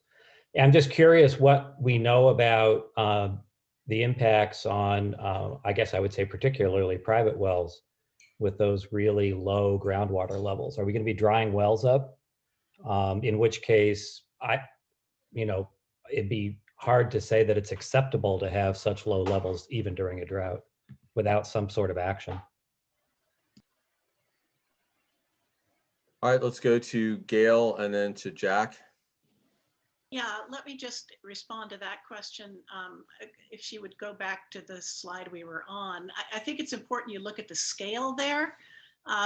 Notice that we're talking about, you know, even in the worst case scenario, there's something on the order of 15-foot drop in the groundwater level. So it's partly that the scale is so expanded that looks dramatic. And so I don't think we're going to look at terrible effects for private well owners. But I do want to get back to this issue of how we define things. And I get Chris's point about making an emergency, but I think that that's kind of a slippery slope. What do you call an emergency? If one of our wells breaks down in San Lorenzo Valley Water District, is that an emergency? Maybe not the same way that an earthquake or a fire is. And I would rather have just sort of objective measurement, so we don't have to decide that. And I think the way to do it is to say that you would have to have, as you had on the previous slide, that there would have to be 2 years in which one of the monitoring wells went down. And I want to emphasize why this is so important for San Lorenzo Valley Water District is that we get most of our groundwater out of the Santa Margarita. This is not such a big issue for Scotts Valley. You know, having something that's overly strict that can't deal with either natural hazards or just the things that happen operationally, I think is going to put a real crimp in us, and I would not be in favor of. All right, I want to, before I go to Jack and then to Mark, I want to do 2 things. One, Georgina, I'd like you to start thinking about if and how the language of the proposal would change based upon some of the feedback we're getting, whether it has had to do with the enhanced flexibility issue or approach, or if it had to do more with the emergency condition. Chris Perry, I want to go back to you for a minute before I go to Jack and to Mark. You're hearing some of your colleagues. What in particular is incentivizing you to be sort of leaning into the emergency condition basis for this rather than just a broader level of flexibility? I would say if there's no drought and there's no operational or other event, any reasonable reason why something, if it's just normal operation of wells and there's plenty of rain, they shouldn't be below those levels, and historically they're not. So I think we just need to cover easily all the possible events that could happen that would cause us to say, because otherwise you don't really want, I mean, it doesn't seem like and any of the reasons everyone's giving for needing this flexibility don't seem to have anything to do with the typical normal, getting plenty of rain. We are pumping like normal. All our wells are balanced like they always are. Then we would have a problem if all of a sudden we've got a couple of consecutive years of, or, why are things going down? I mean, I'm fine with it if everyone else wants to just throw in a couple of years just for fun, but it would seem to me that we should have a reason for having that in there. And if it's not an operational difficulty, if it's not a emergency difficulty, and if it's not drought related, I think giving a ton of flexibility with all of that stuff. I know at one point we weren't even talking about, Director Hoopman had suggested that we have more flexible, undesirable result lines based on drought. And this is we're kind of getting that here, which I think is a sensible deal. So I feel like there's enough in there as long as we cover all the eventualities. But if everyone's more comfortable just putting 2 years in, I'll go with that. All right, thank you. Jack and then Mark, thank you for your patience. I just wanted to make sure there was clarity from all the other board members as to what Chris was trying to achieve with his perspective. Jack and then Mark. Okay, yes, and that was helpful actually to hear more from Chris. Chris said a lot of what I'm feeling, that it seems like, this is a pretty reasonable suggested undesirable results indication or measurement, because, if you're exceeding in a non-drought year, that would suggest in the adjacent drought years, if you have them then, that that the problem is much bigger than that. So to me, you've already got a built-in cushion, and as been pointed out, the aquifer Santa Margarita responds to a rainy year, and so we should never see that go down. And if there were something, whether it were an emergency or whether an operational problem, I guess I'm not worried about having to explain that's what happened, and I doubt anybody's going to hold our feet to the fire because of that, because we could explain it. And we heard about, anyway, but like Chris, if it was the consensus of the group, then I could support going with 2 years rather than 1 year or something like that. But anyway, I think it's a reasonable recommendation. Okay, thank you. Mark? Yes, I think having the operational flexibility is key, and having it across this 2-year period allows the system to respond to what's happening naturally. And whether it's 2 wells or 3 wells, I would also say spatially separate across the aquifer, if at all possible. I don't want to see us using 2 nearly adjacent wells because they're similarly responding to each other, to what's going on there, but may not be representative of what's going on across the aquifer for some distance away. So more than 1 well, 3 if possible, spatially separate across the aquifer is what I think we should be doing. All right, thank you. Georgina, let me check back in with you again now before I go to staff and then public. Based upon the conversation that's happened thus far, were we to be going along the lines of, say, like what Mark had just been advocating, would there be any adjustment that you would suggest we make to the proposal language? Yeah, I do think that we would need to put in there something about emergency situations and operational issues. Well,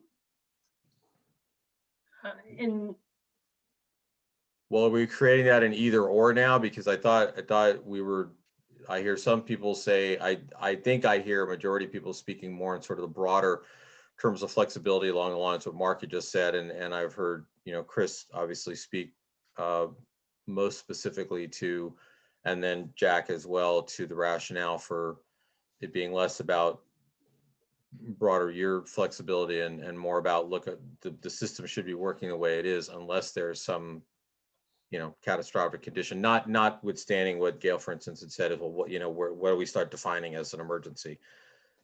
But my point is in terms of how this proposal might be rewritten, let's say for argument's sake, we would be going along the lines of what Gail and Mark, by example, are advocating. Would you change the language one way, and then conversely, would you change it a different way based upon how Jack and Chris were weighing in? Yeah, because you would say that you would need to say undesirable results are occurring if there are more than X number of wells that exceed minimum thresholds under non-emergency situations. Again, it's like these because you're saying what you don't want. Well, let's see, you would avoid undesirable results if groundwater levels went below the minimum threshold under emergency or operational emergency situations, and in drought years, you're avoiding undesirable results. But you can't write it that way. We've got to write it this way. So you're going to say, what does cause it is if you're having declines greater than 2 years under emergency situations, right? Does that make sense? I think so. Let me go to Ruth, and then I want you to be thinking about this as well, because where I'm leading us towards is we're going to have to call the question on this recommendation, and based upon the subsequent feedback and the response to your question that you posed, I suspect we're going to need to reword this a little bit to make sure that there's accuracy and people know what they're weighing in on. So let's go to Ruth, please. I'm quite concerned about what happens if things do not work out the way the scenario, the model says. Because if we just take out year 2023, which has a 10-foot rise in the water level, we would be below our undesirable results for most years, drought and non-drought. So I'm concerned that we can't meet the undesirable, we can't stay above the undesirable effects. And I'd love to hear what Georgina what her comments on that would be. Georgina, please. Okay, so yeah, looking back over here in history, we haven't seen that yet, right?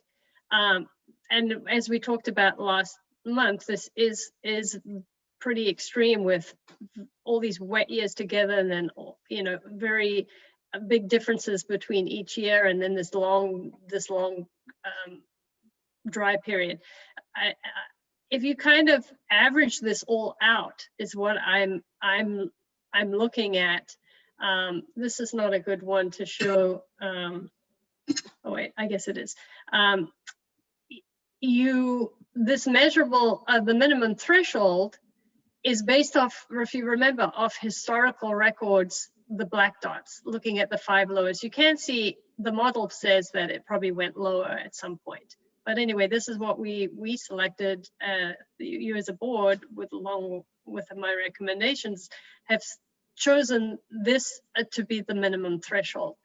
And for the first 20 years, it's okay if you go below that, remember, because you've got 20 years to prove that you can achieve sustainability. So in that time, if we feel, if the climate is not like this, on average in the Santa Margarita, it's going to always recover up to a certain point. You see, it never gets much higher than that. It's kind of full, but yes, it can go lower, and that's acceptable. If those are truly drought and those are drought years, we're going to say that that's okay because we know that it fills up once it rains. So you know, we've chosen the minimum threshold based off historical recorded data, and then we're just going to have to see how the climate plays out after that. This, I think, is, you know, it's the most it's going to fluctuate, and so I don't think you should worry about these and as much because they're drought years. But if you're focused on here, if you didn't have this increase, you only need 1 year of wet to rise up this high again. This just stays up high because there's multiple wet years together. So I don't think I'm starting to get what you're saying, that 10-foot increase would be with any wet year. That's not an exceptional wet year. Yeah, look here, this one here, it increased all the way up. This was this is probably like 80 inches though. That's double the average. It is very wet. But you can still get up that, you know, it does recover that quick. All right, I got that. Thank you. Okay. Jeff, you were in the queue, but you pulled yourself out, it looks No, like. I was just going to make that point that Georgina just made, that any wet year would restore it, and that's you can see that from looking at all three of the spikes going low. So she got to that point. Great, thank you. Doug, go ahead, please. Yeah, I feel like you're moving us toward calling the question, and I don't recall having heard from staff on the question I had about the demography of the private wells out there. I want to gain some comfort. We're not knowingly putting folks at risk by tolerating these kind of groundwater levels, even during a drought. Yeah, I wasn't going to call the question without going to staff. I just wanted to keep checking in with the board. And like I said, I also wanted to see if there was any adjustments that Georgina would be recommending making in the language of the proposal based upon the conversation thus far. I do want to check back in. Georgina, is there anything else that you want to respond to now on that question about a potential change of language? And then I do want to go to staff. No, well, no, I want to respond to Director Engford there in that I was going to point out before, and Gail got to it first, is that this is only 15 foot. So if the groundwater level in a private well dropped 15 feet, most, unless it was an extremely shallow well, most of them would be fine because they're drilled. There's a saturated. There's usually more than 50 feet of standing water in their well or more. And a 15-foot drop like this isn't going to be a big deal for those wells. If they're very shallow, that's another story. And I guess we don't know what we don't know there, but you're saying 50 feet gives me some comfort, given that the hydrograph on some of the other pages shows more like a 25, maybe 30-foot drop. Yeah, on this one around Olympia, yeah, this one, yeah, up to 40 feet maybe, but that also isn't huge. And this is right at the pumping well. So wells that are farther away from this well are going to have smaller changes. Doug, as I go ahead and do the transition like I spoke of, is there any particular staff member that you'd want to hear from, or you just wanted to make sure that in a global sense I was checking with everybody? No, I needed to hear from Georgina on that, and I'm satisfied. Thanks. All right. Okay. Any other comments or questions from board members regarding this? Otherwise, I'm going to then go ahead and open up the floor to staff and then open up the floor to the public, and then we'll come back to this proposal. All right, hearing none and seeing none from the board. Rick, go ahead, please. Well, actually, wait, let me just, yeah, okay. Having not heard anything from the board members, let's move on to staff. Rick, go ahead, please. You're muted, Rick. Definitely agree with Mark and Gail that we do need flexibility, and it should be multiple wells, not just a single well. You know, right now with the CZU fire, we've had to, as one of the board members stated, you know, rely more on well water probably for the next 2 years before we get our surface sources, you know, back online. And it could be, you know, with the regional interties, the emergency could be in another district, another agency that, you know, we were supplying water or they were supplying water and pull their wells down at the same time. Doesn't necessarily have to be in our district. So I definitely agree, we need more flexibility. All right, thank you. Other staff members wish to weigh in?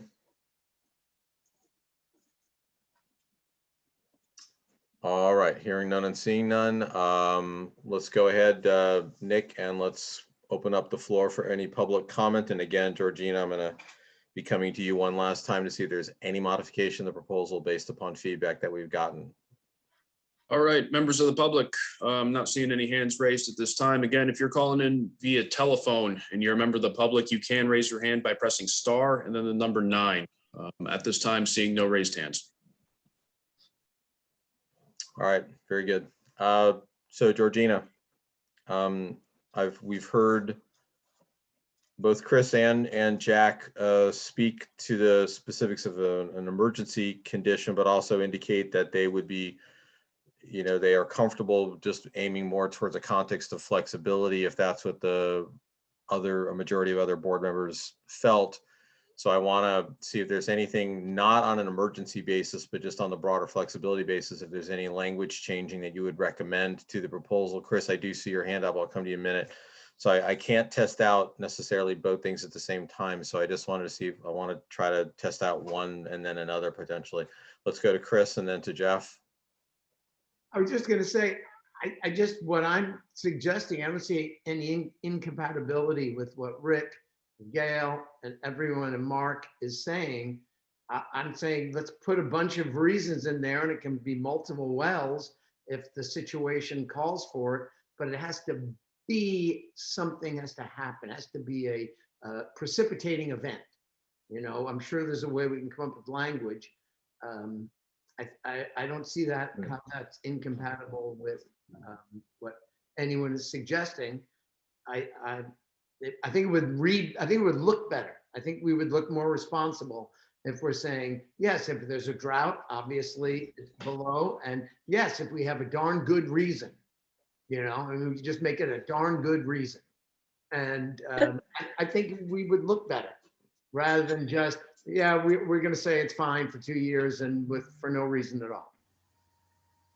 All right, thank you. Jeff, go ahead, please. My only concern on that is that, excuse me, how would you enumerate all the different possible reasons when there are some that might come up that you didn't anticipate? You might get somebody blowing up a pipe, for example, and you didn't put that in your list, or you might find out that there's a contamination or something and you forgot to put that in your list. I think darn good covers it. Yeah, I know it's a little ambiguous is all. That's all I'm saying. But I think that's the intent of it, is to allow flexibility for those kinds of reasons. The other comment I wanted to make is on the weighting, the decay, or I'm sorry, the how you weight the previous years for calculating the drought. Is there a little room for flexibility and discussion on that some other time maybe? Or is that where we're supposed to record that, hard record that tonight? Because I'd like to look into that a little bit. Georgina, go ahead. There isn't much time to look into it, Jeff. So if you can do it tomorrow, that would be good. Once I played around with those numbers quite a lot. I looked at the sensitivity of them, and I was actually, I changed them so that they could, they kind of lined up with when the levels went below minimum threshold. So I fine-tuned them to roughly to be like that. Okay, you calculated them against calculated them against the model. That's good. Okay. Yeah. I didn't just come up and just put them in, and then I did change them. I started with different ones, and I looked at different, like, is it 3 years? Is it 4 years? Is it 5 years? Is it 10 years? I looked at all sorts of different combinations, and this is what I came up with. Okay, because we had heard from Ricker in the past that like 2 years was something that they had noticed in the data previously, 1 to 2 years. So I was just curious. Yeah, no, but a drought usually is gonna be in more dry years than just 2 years. Okay. Right. Okay. Sorry. Are there any more? Did you want me to respond yet, Dave? Or Yes, I do. Because I wanted to see if there's a undesirable professional language of darn good reason. That, yeah. I first want to address Director Smoley's point about the spatial distribution before I go into what I might change this statement, this proposal to, is all of these wells are pretty much located in different places. There are none next to each other. So, you know, this one A is near the Quail Hollow well production wells. This B is near the creek. It's not very close to those production wells. Olympia 3, that's the only one there. Tempo, that's, you know, on the south side of Bean Creek. TW18 is up north, Scotts Valley. And then this one here is between Tempo and Bean Creek. And so, you know, this one and Tempo are probably the only ones that are somewhat similar, but otherwise all of them are in spatially different places. Okay, so where you know, I would. Mark, was there something you were going to respond to there? No, I'm good with that. Thank you. All right, thank you. Go ahead. Sorry, Georgina, go ahead, please. So what I'm thinking after hearing what we've heard, I would tack on the end of this maybe, or so undesirable results occur if this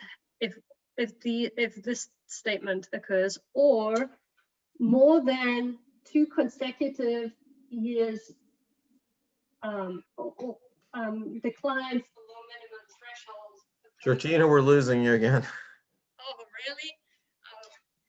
Is it breaking up again? Well, you just came back, unless it was me Okay. losing you. I don't know what the hell happened earlier. Okay.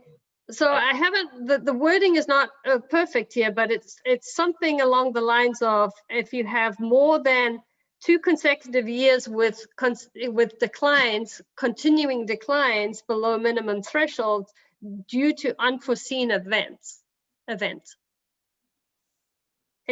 Probably due to an unforeseen event. Okay, I'll come back to that in a minute. I see Eden's hand up, so let me go to Eden and then we'll come back to that phrasing.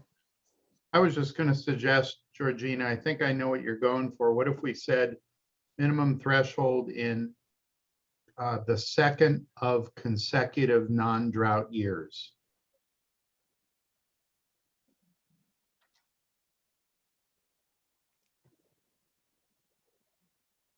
Georgina? Yeah, that seems fine to me. I'm writing it down, sorry. Gold. But then you have to add due to an unforeseen event. Or if you don't say that, you're saying that you can allow it anytime. I love to add that. Okay. Okay, so the language would be undesirable results in the Santa Margarita aquifer representative monitoring points occur if any groundwater level falls below its minimum threshold in the second of consecutive non-drought years due to unforeseen events. Did I get that right, Eden? Yeah. Okay, I see the hands up, so hold on, folks. I'm going to come to that. All right, we'll come back to that language. Let's go to, I see that we have staff members that wish to weigh in, so I'm going to go ahead and do that this time. Let's go to Sierra Ryan and then Terry Rain. All right, thanks. I just want to make sure, and I'm pretty sure this is the case, that even if our statement has kind of the loose language of an unforeseen event, that in the GSP, in the chapter where we're writing about our minimum thresholds, we can provide more context than just that, so that we can make it clear. I'm just imagining that we would get some comments back, especially from the wildlife agencies, that would be concerned that, you know, an unforeseen event could be something like a bunch of people want to put in swimming pools or something like that. And that's not what we mean by an unforeseen event. We want to make sure we're clarifying that it's an emergency or near emergency situation where we're in a situation that we have to pump groundwater to provide water supply.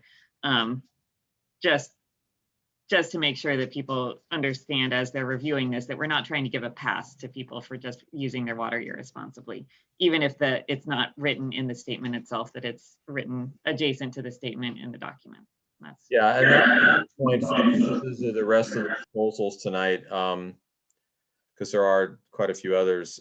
Again, these are not formal actions that you all are taking, and you're certainly not being asked to approve formal final language. Again, we're looking to get recommendations from you all so that the consultant team can continue to do its work. So the point that Sarah is making is very well taken, and that presumably would be expanded upon further at a later date in the body narrative of the GSP. Let's go to Terry. Thanks, Dave. I think what we could do is after the words unforeseen event, we could add including but not limited to climate change, operational issues, or emergencies, because that captures what we've been talking about tonight. Thank you. I'm writing that down. Climate change, what were the other two, Terry? Climate change, operational issues, or emergencies. And that addresses Sierra's concern. And I think the not limited to part was important. Right. Well, I'm pretty sure that the swimming pool thing is going to fall into the emergency category, but that notwithstanding. So let's go to Doug, and then I want to go ahead and try to move us along and call the question on this. Doug, please go ahead. Yeah, this is all reminding me about negotiating material adverse change provisions in merger and acquisition deals, and you spend a lot of time on it. But I'm a little uncomfortable with the climate change language. I mean, the whole point here is for us to try to drive sustainability in the face of climate change. I can't see how we give ourselves a hall pass for climate change unless we're talking about specific weather-related impacts. Let me go to Georgina about your thoughts about the juxtaposition between what Terry just said and Doug just said. I mean, clearly Sigma is very clear that GSAs must account for climate change. So I'm not really sure. I think that there may be a merit to what Doug is saying with due respect to Terry, but let me check in with Georgina. Yeah, I would not include climate change because we're already saying non-drought years. And if it was something to do with like a really heavy rain that's caused a landslide or something like that, then that would be covered under emergencies, I think. All right, so the language modified as we may have just done with due respect to what Terry had thrown out would be undesirable results in the Santa Margarita aquifer RMPs occur if any groundwater level falls below its minimum threshold in the second of consecutive non-drought years due to unforeseen events, including but not limited to operational issues or emergencies. Let me read that one more time, and then I'm going to go around the horn. Undesirable results in the Santa Margarita aquifer RMPs occur if any groundwater level falls below its minimum threshold in the second of consecutive non-drought years due to unforeseen events, including but not limited to operational issues or emergencies. Let me go to Gail as a board member, and then I will check in with Perrette as a staff member. Yeah, are you sure you mean due to, or do you mean in the absence of? That was also my comment. Yeah, what you're stating makes absolutely no sense. It's the opposite. Actually, it's contradictory, and I'm not saying I support the change as rewritten, but it only makes sense if you say in the absence of an emergency or an unforeseen event. Yeah, I was parroting, if you will, what was said earlier. So I'm not thinking in terms of grammar or logic. Well, it's not. The logic would help here. Yeah. No, that was my fault. I had said due to, and so Dave just continued with that. So I agree. It should be in the absence of unforeseen events. All right, Correct, that you were weighing in on the same, is that correct? It was same comment, yes. All right, let's go to Jeff. Yeah, it's still worded wrong because it shouldn't be the second consecutive year of drought. It should be in two consecutive of non-drought. It should be the 2 consecutive years of non-drought. Because the second consecutive year might be, if that's only 1 year of it being a problem. It just happens to fall in the second year of a non-drought. The second of consecutive non-drought years means 2 non-drought years in a row. Right. We're focused on it happening in the second of those 2 non-drought years. Right, so it'd just That be is- 1 year, which I'm not that sure is that several of the speakers. Perfect English. Right, but I'm not sure that several of the speakers were not interested in having it just be 1 year. Well,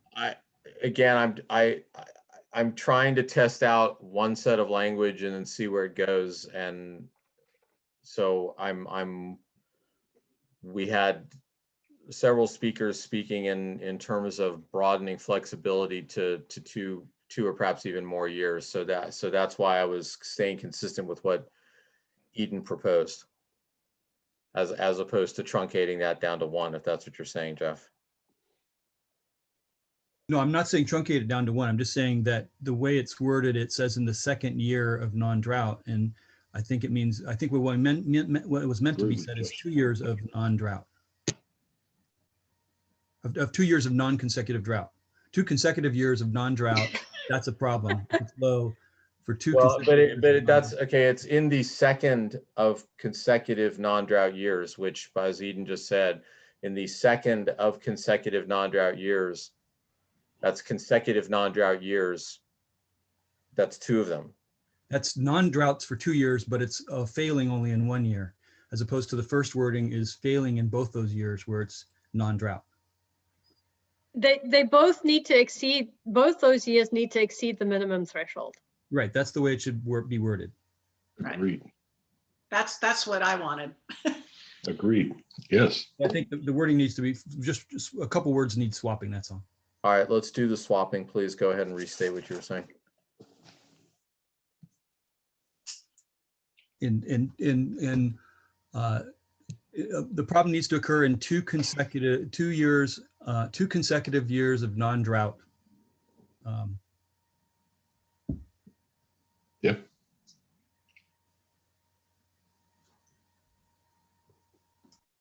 All right. Quick comment.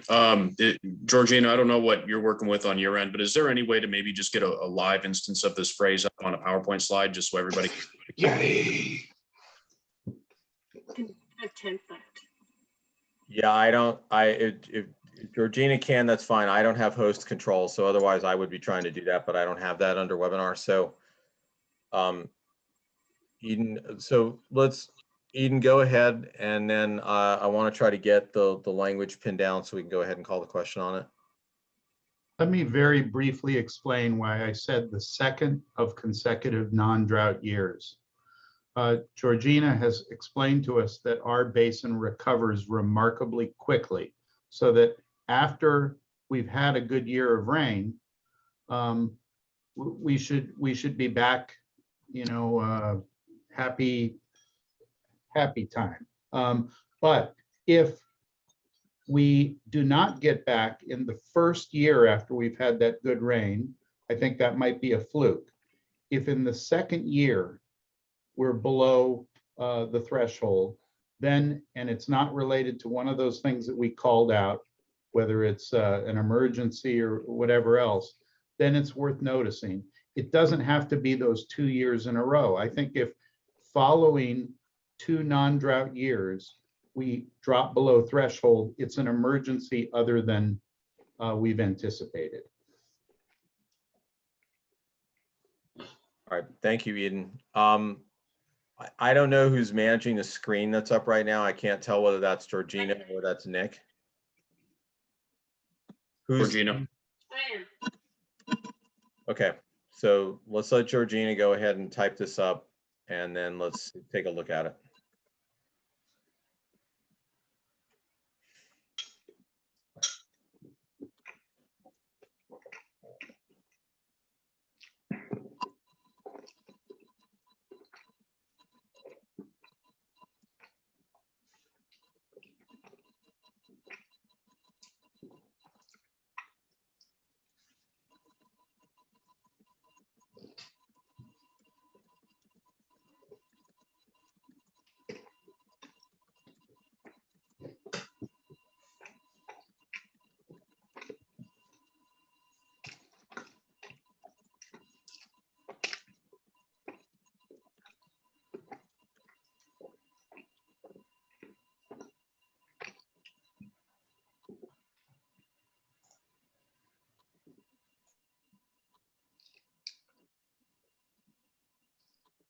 All right.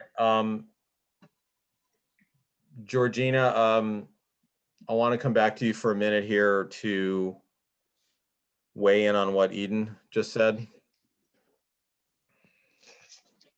Yeah. Yeah, I just wrote what I had written down. It has to be in the second year that it would be undesirable. So let me see. Can you move your cursor? There you go. Because right now it's, there we go. Thank you. Could you say at the end of 2 consecutive non-drought years? Can't we just say in either? No, you have to have them in 2. You have to have below minimum threshold in both of those. If it's in one, it's not. But if it's, you can do that just for 1 year and go back up. But if it's in more than 2 years, then it's undesirable. Okay, I got it. So Eden, I see your hand up, and I don't know whether that's your prior hand up or that's a new comment you're looking to make. It was a prior hand up, but you know, if you want to say that it's consecutive non-drought years, you don't have to say 2. You just say below the minimum threshold in consecutive non-drought years. But if you want to only target the second of those 2 and be super specific and flexible, you would say the second of the consecutive non-drought years. The first is a write-off.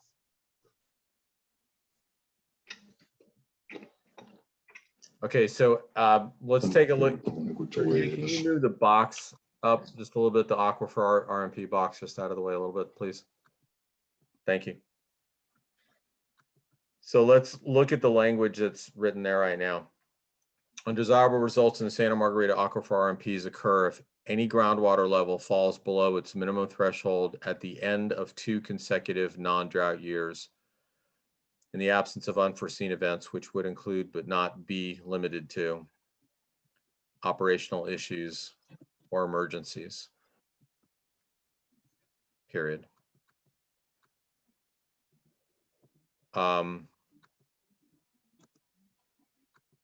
Is that getting to the heart, Eden, of what you're saying? That's different than what I said when you say Understood. at the end of 2 consecutive non-drought years. It's slightly different. I'm not sure exactly what that means. But all right, well, let me go to Georgina to either speak to what you had said earlier or to describe what she is meaning by what she's written here, and then I will go to Gail.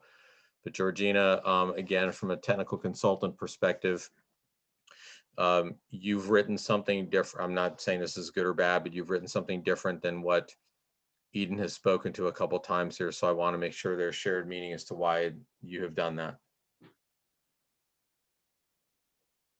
I thought I was, this is my understanding of what Eden said, just written differently. So. He's inferring that or stating that it is not. So Yeah. let me go to Gail, and then I'm going to come. I actually want to come back to Eden to suggest a further edit to this, and then see where that takes us. And I do see Jeff's hand up as well. So Gail, go ahead. I think it gets kind of confusing, the end of 2 consecutive non-drought years. Like, what is the end? Is it the water year, the calendar year?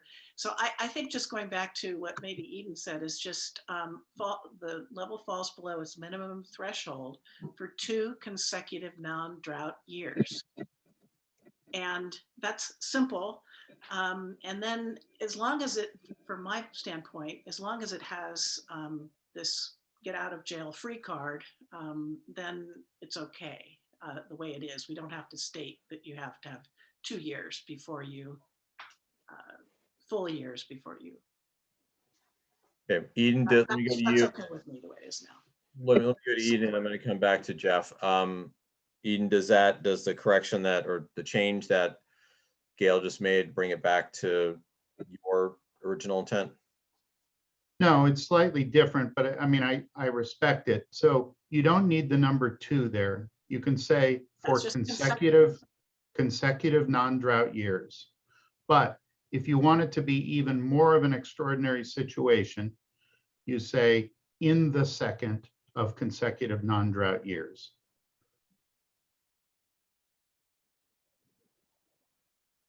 Okay, but you could be comfortable with in consecutive non-drought years. Sure. All right, let's go to Jeff. And then I'm going to actually come back to Gail and to Mark. Yeah, I'm okay with, I'm in favor of the language as it stands. And we can get rid of the two if desired. I think it's just kind of specific. It's okay either way is in my mind. But I do want to point out that it does say if any single sensor measurement point falls below. And I think the people in the Lompico, the San Lorenzo Valley Water District were suggesting that they might want more flexibility than just one single one falls below for that. Yeah, that's actually what I was just about to get to is I mean, recognizing that both Gail and Mark had spoken and Rick as staff had spoken very strongly to the concept of flexibility. I wanted to test that back with them because I hear other members of the board being amenable to sort of accommodate the desired level of flexibility. So I really want to make sure that SLV's perspectives are being captured because I didn't hear anybody conflicting with that. So Gail and Mark, any further modifications you would make then?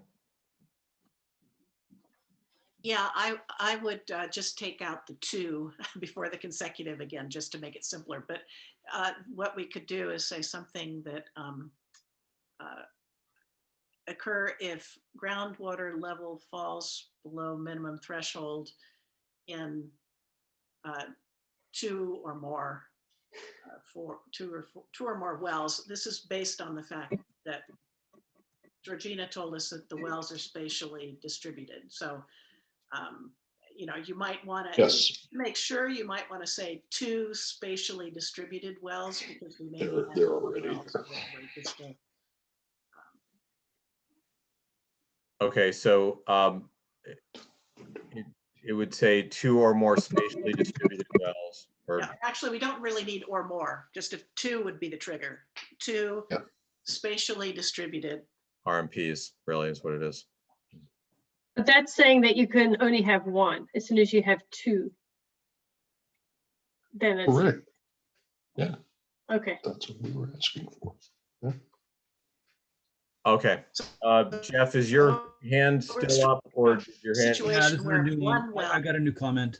Wait, hold on, folks. Hold on. So a couple of things that I need, Nick, I need you making sure you're kind of quick on the draw. As soon as I call on people, go ahead and lower their hand. Because again, I don't have that control under webinar. I can't control that. You're the only host. So that I know when a new hand is going up. Let me go to Jeff and let me come back to Gail, who's just making another comment. Jeff, go ahead.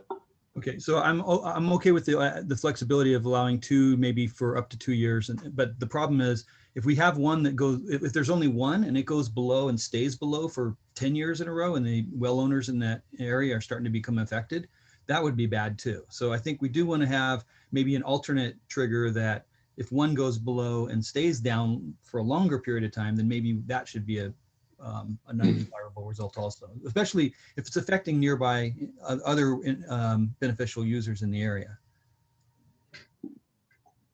What do you think, Gail, about that idea? Maybe if there's a longer... Yeah, I see your point. I'm just trying to think through whether that would really happen, given the fact that the Santa Margarita refills so quickly. It does refill. So, but I get your point. I'm just not sure how to phrase it. And maybe Georgina or Mark would have an idea how to do it. For example, what if you tripled production at Olympia 3? I'm hearing some reports of some people in that area that are maybe having a little issue with their wells. And if you tripled the production at Olympia 3 and just said, okay, that's what we're doing from now on. And then there were some well owners in that area that started to become affected by that. You know, we might want to address that somehow.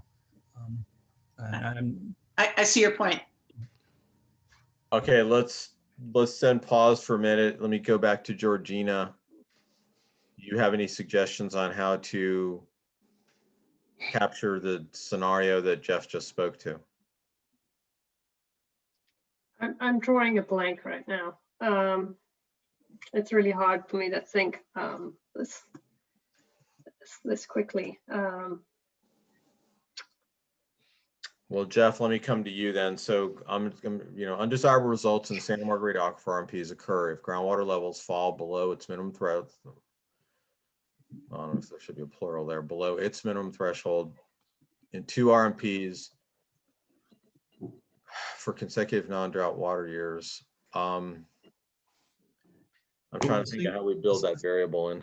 A simple one might be something like, or if one falls below for 3 years in a row, or for some number San Lorenzo Valley is in favor of. Are we running a risk of now picking an arbitrary year period? Well, I don't know. They know what their operational needs are more than me, so I can't guess what that should be. But obviously, it shouldn't cause undesirable results for nearby well owners. But how do we quantify that? I would advise against trying to keep this as simple as you can. So the other sustainability indicator we haven't yet talked about, the reduction of groundwater and storage. I did present to you what significant unreasonable reduction would be, and it is that you pump, and it's a pumping number, you pump so much that you cause undesirable results in all of these other indicators. And so we are going to be setting a sustainable yield for this basin. And so, and it will be based on different, it will be based on areas and looking at the response. If you like pump 3 times than what you are now at Olympia, that would have big impacts. And so we wouldn't be allowed to do that unless, I guess, it was emergency. Okay, but and it was a short-term thing.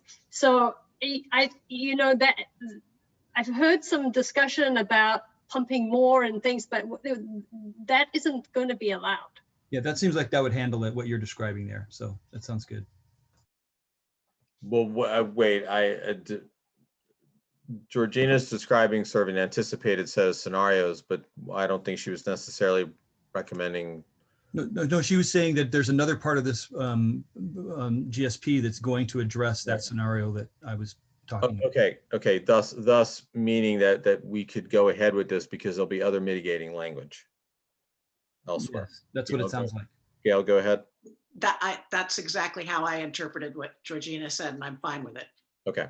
All right. So with the caveat that, as Georgina said, there would be other mitigating language that would put sideboards, if you will, on certain extraction activities. Let's go ahead and take a look at what we've got here. Undesirable results, and let's, Gail just stepped away. So Nick, can you please, or Gail, can you lower your hand, please? Thank you. Undesirable results in the Santa Margarita Aquifer RMPs occur if groundwater level falls below their minimum thresholds in 2 RMPs for consecutive non-drought water years in the absence of unforeseen events, which would include, but not be limited to, operational issues or emergencies. So with that, and with the prior feedback from everybody else, I'm going to go ahead and go around the horn now and see if there are folks that can either live with this, or if not, if they have a amendment that they would like to propose. Director Mahood? I support it. Director Smalley? I support it. Director Koopman? I support it. Director Perry? I support it. Director Engfer? Or Director Koenig? Support. Do we have Director McPherson with us now? Supported. Thank you. Director Cassidy? Support it. Thank you. Director Pollock? Director Pollock? Support. Thank you. Director Dills? I'm in support. I'm sorry. Okay, yes, Director Dills. Okay, and Director Stiles? I support it, but I would encourage the staff to go ahead and clean up any language they think they could say more succinctly. Right. I would agree with that. Okay, thank you very much. That concludes this proposal. We are now going to move on to other items, other proposals that are still under this presentation. Georgina? Okay, and this other part should go quicker. This is definitely the most tricky one. So there's only 2 more left. Okay. We're going to be looking at the confined aquifers now, the measurable objectives. And so the Lompico Aquifer, as you know, in the Scotts Valley area is where the chronic lowering of groundwater has happened. And the projects are targeting this aquifer in that area. So at first I thought maybe we use the same period, that dry period, or the average period that we did for Santa Margarita, but groundwater levels were still falling at that time, so we can't use that. What I do, I've added on here again the projected groundwater levels at, this is a monitoring well in the area with the greatest declines. And this is with projects, and this is the baseline if we didn't do any projects. And so, you know, the goal was, the sustainability goal is to recover the groundwater levels. And so we saw last month that we're able to recover groundwater levels with in lieu and injection of about that 1,200 acre feet on average a year. And so, I looked at, and there's not much average period. There's no long kind of consecutive average water year types here. So I chose what I could, and there's 6 years here that includes a critically dry year, and 3 average years, a wet year, and sorry, and there's 2 critically dry years. But the average of those, they're up and down. It averages 42. So that's kind of the ballpark I'm looking for if I'm going to be consistent with the methodology used for Santa Margarita. And so the line that you see here is at the end of that year, which is the end of 2045. And it is also when, so these projects are implemented, and then kind of plateaus out here and then start, and it does still change based off if it's very wet or very dry. But that's where I chose the minimum, the measurable objective for the Lompico well that you see here. Let's see what in the Monterey, it was also impacted by those projects, and there's only one well in the whole basin that we can use to look at Monterey. And so, you know, that's what that measurable objective would look like for that well. And then for the Butano, it's also affected, and you know, on average for this, the measurable objective is up at this level. You know, the drought goes way below that, but I think on average, if you're aiming for up here, that would be good. You know, you've got this operational flexibility. So if you're aiming for up here and you have this drought, you're actually not getting close to your minimum thresholds. And you could even, I hope this doesn't happen, but even you could suffer worse droughts and not get to that minimum threshold. So here, the proposal I have is that it's similar wording to the Santa Margarita one, but I'm talking here about the Lompico, Monterey, and Butano aquifers. It's when they're the projected groundwater levels equal the seasonal low level at the end of water year 2045. Dave. Okay, Gail, go ahead, please, and then we're going to continue on with board members.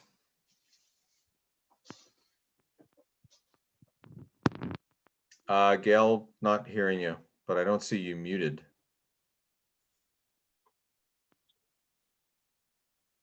Is anybody else hearing Gail? Negative. No. Okay, it's not just me this time. It's on my. Oh, wait, there we go. Now you're muted again, Gail. Can you hear me now? We can. We didn't hear anything you were saying up until just then, though. Okay.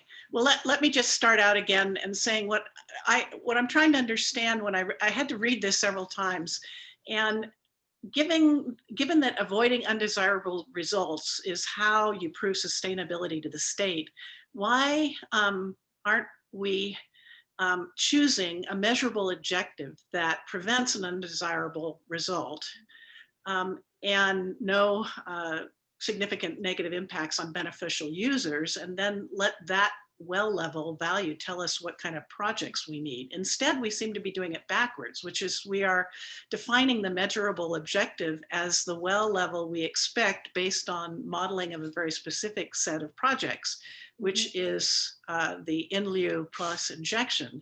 And so by doing this, we're sort of forcing us to do particular projects to approach measurable objectives. And to me, this just seems kind of backwards. And so I want to understand why we're doing it this way. Why aren't we defining the undesirable results first and moving from there? All right, thank you. Let me see if there's other feedback that board members have before I come back to Georgina to respond to that and any other questions. Other board member input? Jeff, go ahead, please. Yeah, comment I want to make is, since this is, I mean, I agree with Gail, what she just said, but also I want to make an additional comment that this is a confined aquifer and it doesn't drain out like the Santa Margarita. So when you see this green line slope up really steeply in the beginning, it's because of a bunch of really good years, right? That happened. And if those good years don't happen, then the aquifer won't bump up there in the beginning. And if it doesn't bump up in the beginning, and then we have the subsequent years, it just drifts down from the original point instead of starting from a higher point and then drifting down. So it's actually going to go potentially lower, much lower, if we really had this kind of climate scenario. All right, thank you. Seeing no other hands in the queue, Georgina, let me come back to you to, oh, wait, okay, Doug, go ahead, please. And you are muted, there we go, thank you. And this might just be kind of piling on, but you know, mindful that, I guess I'm looking at this a little bit operationally and mindful that, as I recall the injection scenario, it was ejection without any subsequent withdrawal, which is not necessarily economically compelling. And that just leads me to believe that we're setting ourselves a pretty ambitious goal here, maybe a bit too ambitious. Looking at some of the old hydrographs, you know, there's sort of an intermediate point in the Lompico and in the Monterey back in about, you know, the mid 90s where things were kind of stable. And I kind of fixated on that. All right, thank you. Georgina, let me come to you to go ahead and respond to the various points that were just made. Yeah, they're all good points. The reason I totally agree with the approach that we could take is that we define where we want to be and say these are the projects you need to achieve that. When we first started this, though, where we were talking about the sustainability goal, that, you know, it was said, it was brought up by different board members that we do want to recover the basin. Now, the question is, how much do you want to recover the basin? You know, there's a cost to recovering the basin, and the cost for injection is going to be quite a lot here. And we haven't presented you that, and I'd hoped to have that before we talked about this, so it could put things in perspective. But you know, we could just, if we could all agree on how much you want to recover the basin. So right now, this is it's not even, it's 60. Sorry, it's about 80. Sorry, from here to here is maybe about 70 feet. I don't think we're seeing your pointer, just so you know. Oh, you can't see that. Okay, so it's about 70 feet difference between these two lines, roughly. And in the discussions that we had right from the beginning, I was thinking, you know, if we recovered the basin 20 feet, that I don't think that's what people were thinking recover the basin was. So having groundwater levels be able to increase to this level, you know, it's like, well, I'm a bit lost for word, because it's like, who knows where the right place should be. And it should be based on, are you affecting beneficial users? And right from the beginning, we said, you know, are these low groundwater levels here, are they affecting, who are they affecting? And so we had that discussion, and, you know, the user it's most likely affecting is the surface water users. And that is both, primarily, I think it's the environmental users, and then to some extent other surface water users. But we can't really quantify that based off the information that we have right now. That's a very hard thing to do. So we know we want it higher, but how much higher? And you know, bringing this down, the measurable objective lower, I see the point of that, but you know, how much lower do you bring it down? Because like Doug said, if you are able to inject this much and you have the measurable objective lower, that will give you, you know, this kind of is your drought reserve, or you can use this when you really need to, or you can plan that you're putting in extra water so that you can use it for resiliency. So those are things that I think are going to come when the projects are modeled and studied in much more detail, because we have to start implementing them, or implementing some kind of project that puts water in the ground here. Then we would be able to fine tune that. But I have no problem bringing this down. I mean, I'm interested to hear what other board members have to say about that. But again, you know, how much do we increase groundwater levels? We don't want them to stay way down here. We want them at some greater, we want some recovery. All right, in the queue, we have Dale, then Chris, then Mark, Jeff, and Jack. So let's go to Dale, please. Thanks, Dave. So Georgina, as I look at this is a combination, right, of the climate change you're modeling plus the projects. And so that's what's got us up to that, you know, pretty aggressive level. And I would say I'm not ready to start dropping that just yet. Because what if, as you say, the climate model is not going to be exactly this.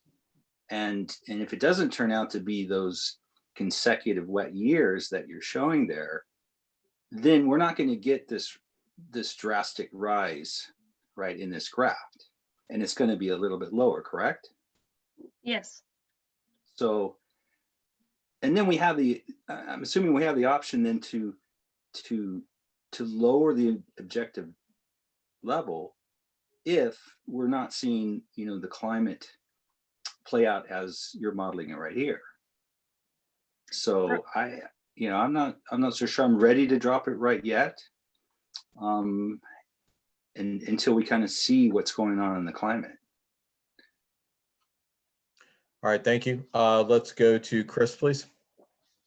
Yeah, I just want to remind a couple of things. When Doug said that this is, you know, injection without withdrawal, of course, we're pumping like usual, so we are withdrawing it in a way. It's just not putting it in and taking it all right back out. So, and the level we're going for when we did our, you know, what we call our founding documents, our goals, you know, the big picture of what we're trying to do, there was a consensus that we were looking to recover the aquifer in a substantial way. It wasn't just about keeping above the minimum threshold. And putting that water in as a drought reserve, I think is not an unwise goal to have. Now, whether it's an achievable goal, we'll see as we go on with the process. But I think what we've got here suits how we started, what our goals were, and I think, like, I agree with Dale. There's no reason to back off of it right this minute. Let me go to Jeff, or I'm sorry, to go to Mark, please.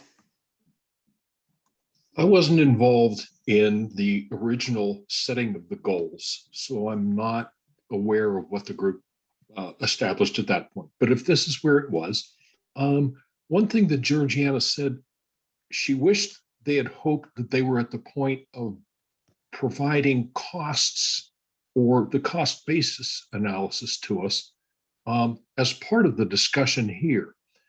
I feel like you're showing me the model kitchen with all of the high-priced plumbing in it with chrome fixtures, but you want me to sign off on it before you're going to tell me what it's going to cost to buy that. It's what I feel like we're doing here if we're setting this goal without having some understanding of then what we're going to have to go back to the ratepayers to eventually say, and here's what it's going to cost us. So I'll leave it at that. All right, as we continue, let me go ahead and read to you guiding principle number 10, which is a ratified document by the board. Beyond minimum sustainability thresholds and objectives described in the GSP, the Santa Margarita Groundwater Agency will examine possibilities to recover and restore the basin's aquifers and restore tributary base flows to the best extent possible. Let me go to Jeff Koopman and then to Jack. Yeah, I agreed with previous speaker on the fact that we're looking at this without realizing what the costs are. And, you know, examine to the, it was in that phrase that you just mentioned, David, that we would examine it, but to the best possible, at what cost, I think still comes into play. You know, that's the big deal here, is that we want to look at where the costs are, what can we get for what costs, and there's a trade-off. And if, you know, if we could get $1 million, we could recover the aquifer. I think we'd all spend it. If it's $100 million, well, I'm not sure that we can afford to spend that. So, you know, it just depends on the magnitude of it. I think what we're missing here, well, a couple things I wanted to mention is that the wet years in the beginning, the blue years in the beginning of this, what shoots it up, if it was just normal years, it looks like it would still just drift down, is I guess what this is doing. So we would not get a pass because they're just normal years and not necessarily drought years. This actually took wet years to create the beginning of the drought, like we mentioned earlier. So I'm not sure we would get a pass if it does drift down. But okay, so sorry, I need to interrupt you there, Jeff, because this is when the projects kick in. So that's why you get such a big jump. If you want to look without projects, this is what you would see. So I just want to remind people of that. Okay, but it's the wet years cause it to go up. Okay. Yeah, but it goes up even more because of the projects, right? Yeah. Okay. And then the other point is that what we're showing here is we're showing both projects together, and we're not seeing both projects separately. And the projects separately have very big differences in cost, as I understand it. One of the projects is very expensive, and one of the projects is, or is there just one project here? There's just one project being shown. Indu Plus injection is one project of both of those in tandem, and there's not two separate projects. Well, they are two separate projects, but the model run includes both of them at the same time. Okay, so we don't see the plot of if we just did the inlet. Yeah, and it's about half. It's roughly between the two, right? Okay, and that would be at a much lower cost. We'd still recover some portion of the basin, but at a fraction of the cost. Right, and so, but this is, let's go to Lompico, because that was Butana there. So yeah, you would be somewhere over here. So you would be more along the levels, you know, that historically occurred, like here, around here. So we get some increase in surface water, surface flows, some yes, storage, some, and at a much lower cost. Okay, thank you. Let me, in the context of some of the other comments that have been made, let me read guiding principle number 13. The Santa Margarita Groundwater Agency recognizes its duty to taxpayers and future generations to ensure that our critically important water and financial resources are managed effectively to achieve and maintain sustainable groundwater conditions and fiscal responsibility. Let me go to Jack and then to Chris. Okay, thanks. I have two questions. First, following up on the cost that I'm also interested in. And so as we move along and this gets fine tuned, will we be able to see the difference? And maybe you've said it already, but the difference in cost, if we were to set a lower measurable objective. For instance, I think Georgina, you said that if the two projects, if only one were implemented, the line might be halfway between those. Mhm. Does that mean that we would save the dollars assigned to one of those two projects in terms of cost? Yes, definitely. And you know how I foresee this actually happening? And when we write the implementation, we're probably going to say, you know, it needs to be done in phases. Is that the first phase is that you do the in lieu because that it is cheaper. There is still cost involved with it. And I think you're going to be, you know, there's infrastructure, there's pipelines and things that still, you know, need to be sized. And so there is some cost that you might not imagine right now, but it will be cheaper than the injection, but you would do that first and see how the basin responds. It's, you know, you should be able to get that going within 5 years. And if the years are wet enough, you can use that water. If it's dry years, well, you can't use it and you won't be able to see the increases happening. And so then, you know, I think that in the implementation, we still have to have this backup project of injection, or maybe it's not even backup. They need to look into that more as a solution for regional resiliency for the different water agencies. This basin has a lot of storage in it that can be used, and I think that project is something that is going to happen. And you know, if you just had in lieu, it's going to be somewhere in between here. Yeah, we're not getting close to minimum thresholds, but that's because of this wet year. But even the baseline is not doing too bad.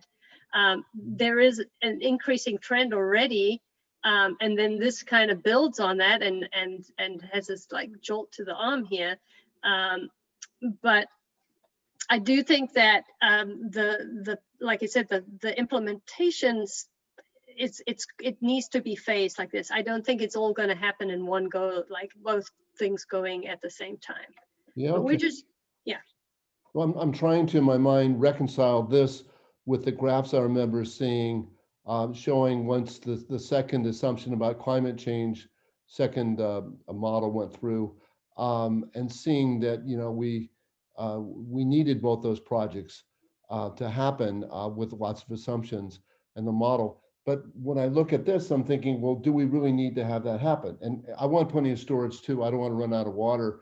But still, I look at this and think, if we could take out that expensive project and if the and I know there are but leave in the in lieu and still improve our water situation over time, is it worth the additional cost? And as somebody, you know, just wanting to look the public in the eye and saying we need to spend this money, and I think most people are going to say no matter what, we got to protect our water supply, but I just want to get comfortable with the fact that we do need both those projects as we move along. So I guess that's more of a statement, but am I missing something? Or is it possible that this, just doing one of the projects would still improve our water situation over time?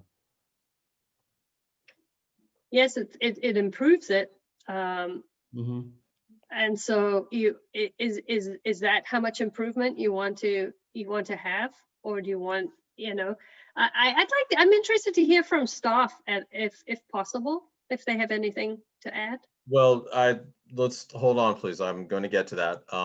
Chris Perry is in the mix, and That's my second question. I'm sorry, pardon me, Jack.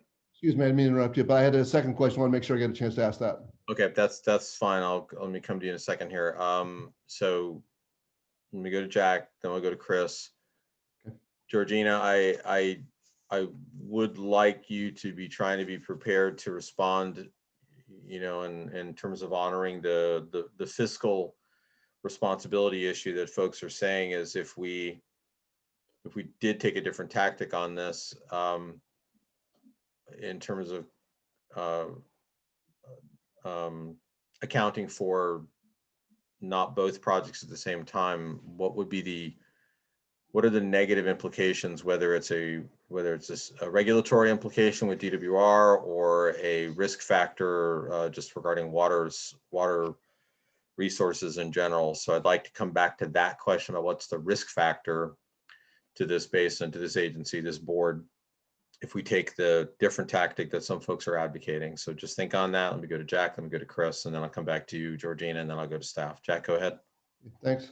My second question has to do with having sufficient water flow to to support salmon, steelhead, and I know we've talked about supporting obviously meeting our endangered species needs, and yet I've also heard that that's not a requirement that we do that as part of this plan. There may be good reasons to do it.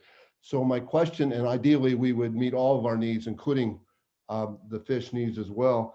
But my question is, how does this graph relate to that question about having sufficient water to meet the needs of our fish? Any way to talk about that? Yeah, this is not the graph to show that. For that, we have to look at, we have to get model output that tells us what the base flows or what the groundwater contributions are to the streams. And those are, I talked about those at the surface water working group.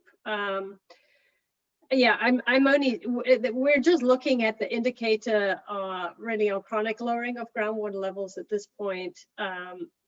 Okay. I'm not, yeah, this well, yeah, I'm just gonna leave it there. Yeah. Okay, I just know I've heard so much about the interconnectedness of, the stream flow and the groundwater levels that I assume that this is an important component of supporting the fish as well, just because they're so interrelated. Yeah, but I think what I have said before is that when we inject in, or if we do these projects in the Lompico, it doesn't have a very big effect on base flows. If you did something in the Santa Margarita, it has more of an impact. Okay, great. Thank you. Let me go to Chris. I'm going to check back in with Georgina thereafter to some of the questions that were raised, and then I'll move on to staff. Chris Perry. Yeah, just a question. Now, our ultimate goal is to not fall below the minimum threshold, right, Georgina? Yes. The measurable objective is a goal. Is that correct? It's aspirational, yes. Yes. So if we don't meet the measurable objective because we decide, and so everyone just keeps remembering, we're not making decisions about projects right now, right? We're not even going to make decisions about projects when this whole report is done. We'll make decisions about projects when it's time to do the project. And we're not making final decisions about any of those things. So I don't think we need to focus so much about deciding we might not even be here when the decision is made. So I don't really think that's a helpful way to look at stuff right this very minute, like how much is it going to cost and all that stuff. That's coming. Right now, setting an aspirational goal that is going to protect the water resiliency and is something that can be done, whether we're going to want to do it or not, I don't think it's a bad thing. I think you can have it up there, but if we don't reach it, it's not like the state's going to come in here and take control of our basin, right? This is an aspirational goal. So I'm not afraid of setting an aspirational goal, even if we don't meet it. That's, just how it went. As long as we're staying above those minimum thresholds and we're supplying water and we're not having a bad impact on the, the GEDs, then I think that it's good to know what's possible and then make a decision whether we can meet it or not. I mean, I'm comfortable with that because I know if we can't, we can't. You can't get blood out of a stone. If we can't do it, we can't do it. But we can't fall below the minimum threshold. So before I go to staff and really segueing off of what Chris just said, neither advocating nor not, or not advocating it. Georgina, let me come back to you with that question that I posed, which is not unlike what Chris was just pointing to, which is what are the implications for the purposes of completing the GSP and then moving into GSP implementation? What are the implications of where the measurable objective is set? Well, yeah, like Chris said, there is no it's not enforceable, but it must be achievable given the project. So when we describe the projects, we're going to say these are the projects that you could do. If you did these two together, you would get to this level that you see on this hydrograph. You know, whether that happens, you know, we have used quite an aggressive climate change here. You just have to write in there, you know, that this is probably quite optimistic, and that because there's probably going to be a phased implementation of projects that and after the first phase we might find that that's suitable, or we don't need such a big injection program, we may need a smaller one, and you just have to be very transparent in the GSP how you plan to do it, and that yes, maybe we chose something that was quite optimistic, but we'll see how the basin responds and adjust accordingly. So to play devil's advocate for a moment to what you just said and perhaps to what Chris said, and to align perhaps briefly with what, for instance, Mark had stated, notwithstanding that you're not held accountable to, you are as a board nonetheless expected to, well, not expected, you must identify PMAs, and the PMAs are intended to achieve, or at least there's intended to be some nexus between PMAs and the targeted measurable objectives. So how does that get reconciled? I mean, the PMAs therefore unto themselves do not become mandates. They are so as you said, the measurable objectives must be achievable, and presumably the PMAs must also be shown to be achievable and feasible. But they're not, the board and the agency is not being held accountable to or obligated to those. Is that accurate? So I'm trying to get back to what Mark had said from the cost perspective and the concern about cost, as well as some other people. How does that translate, since we are setting PMAs associated with the objectives?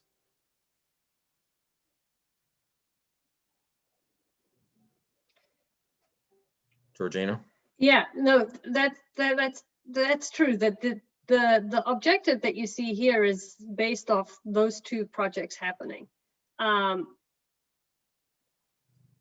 It's, you know, I'm listening to all different sides, and it's up to you, the board, to decide where this goes. It could be, you know, halfway between the minimum threshold and the measurable objective. You could say, well, you know, we don't know if we're going to be up this high, and we could add the other line and just the in lieu and see what, you know, and include that in when we do the report, and say, you know, this is the two possible things. We're going to go with this high one, or we're not going to go with this high one. And that's what I kind of need to hear from you. I can't say that, but I need to know what the general feeling is. Are people okay with it being up this high, or could it be lower, say, on just the in lieu?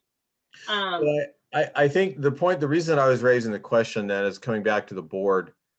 And as I said, I will go ahead and open up the floor to staff in a minute, but coming back to the board, and as Georgina has said, I think this maybe comes down to a court of public opinion perspective for you as board members. If you go along the perspective of what Chris Perry said and one version of your guiding principles, is the court of public opinion better accommodated by them seeing that this agency is setting high aspirations, not necessarily obligations, but high aspirations? Conversely, is the court of public opinion a risk factor for you all as leaders because you are reasonably concerned that members of your constituency is going to say, why are you setting a bar so high that's going to cost us so much more money? Again, from a obligation perspective, neither is an obligation that you are held accountable to, but it's one is we're being aspirational because that's what we're trying to do, and the other is, do we look like we're being fiscally imprudent? And I think at the end of the day, that becomes a gut check for you as board members, because the risk factor from an obligation and the risk factor from DWR or the state board coming down and taking control of things doesn't really exist. It isn't a risk factor. So it really is a public opinion risk factor, I would submit to you all. So let me check in with the members of the board to see if there's any further comment before I move ahead and open up the floor to staff.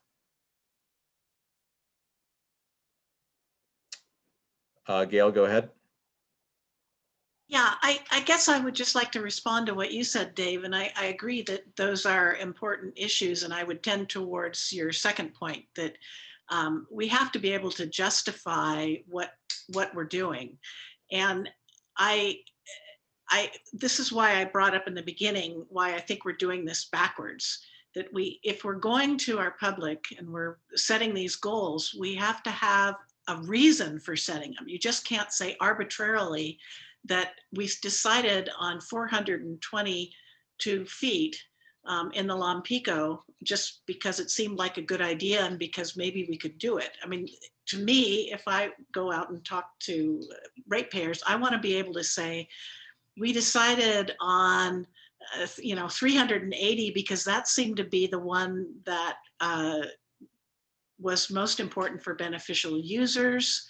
Other things. I have to have some justification for why did we choose that particular one, and that's kind of and so I'd rather have a reason behind it. And that's why I said earlier to go back to the idea of what undesirable results are we trying to avoid, and then set the level at that level. And if that just means that I realize that we have difficulties knowing exactly where that is because of how do we track it. But even if it's just historical, like when do we know that things started to look bad in various ways?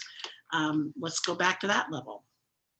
So in the queue is Supervisor Koenig and then Chris Perry. I will say, just for purposes of historical context, and I want to be very clear that I am not seeking to be confrontational with anything you just said, Gail, but I, as the facilitator that facilitated the discussion and the mutual agreements on the guiding principles, there is an interesting factoid here that setting the bar high from an aspirational perspective was actually a very, very strongly held opinion by your predecessors. It was something that was very, very strongly advocated for by San Lorenzo Valley representatives, who felt that for a very long period of time there had been a lack of concern shown towards the condition of aquifers in this basin by other entities. So times change, people change, but I just wanted you to know that there's that historical, and by historical I mean like literally in the last year and a half or so, 2 years. Well, there is that concept. Dave, you're not telling me anything I don't know. I mean, I'm I've been going to these board meetings, and I saw those decisions, and at the time, if you'll remember your history, is I actually made some comments from the audience saying that I thought we were setting ourselves up for trouble by establishing too aggressive and optimistic of goals. So things change, people come and go. So I don't feel at all obligated to be consistent with what my predecessors said, but I'm fully aware of the process. I've been coming to your meetings for years. Okay, well, they're not my meetings, they're your meetings. I just work for you all. Supervisor Koenig. Yeah, thanks, Dave. Thanks for the historical context. I guess I would say I would prefer to set objectives that we can hit. And looking at this graph, we see 6 years of above average rainfall in a row, something that doesn't occur anywhere else on the chart, not in the last 36 years of calendar record at all.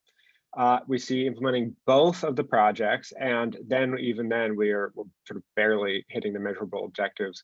That does seem a little unreasonably high to me, and I think that we should bring the measurable objectives down to probably about 380, 390 feet, because that's still something that if we implemented both projects and had dry years, we would barely be hitting, if I'm reading this correctly. So yeah, I think let's set something that is, sure, it can be ambitious. Again, we might still need both projects, but it's something that we can hit in a variety of conditions. Thank you. Thanks. Go to Chris. Yeah, I would respectfully disagree with that in the sense that we would never then ever go above the measurable objective we would have set. We don't have to meet it, but if we set one below, we will never get near it. We'll never go above it. That would be counterintuitive to what most boards would do, and you would have an impossible time explaining that to anyone.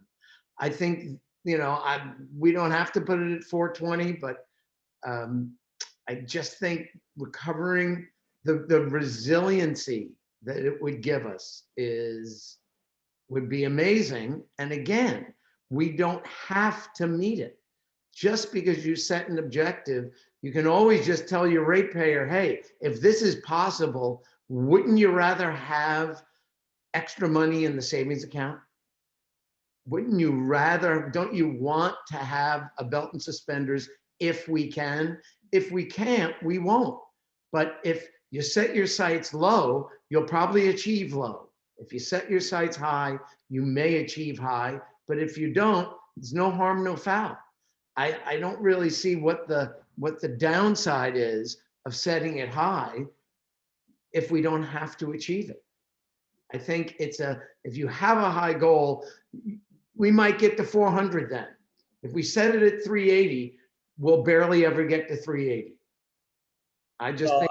I mean, I do want to push back a little bit on what you just said too, Chris, because as Gail spoke to earlier, you know, in response to my point, there are different courts of public opinion, and there are different ways in which various elected officials who are sitting on this board consider their responsibilities to their constituencies and how they need to be answerable. So I understand your point, but the point has been made that there are other people here who feel a different obligation of how to be accountable. Well, clearly, Dave, obviously, I hear that. Okay. I'm just saying the reason you could explain to someone you're setting it high, you're not committing yourself to having a high result, but you realize that a high result would be a good thing. And I think it's human nature if you set a low objective, you will reach a low objective.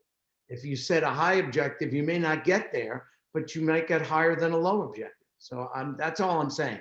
I don't think it harms us in any way to set a high objective. If we don't reach it, we can say we tried.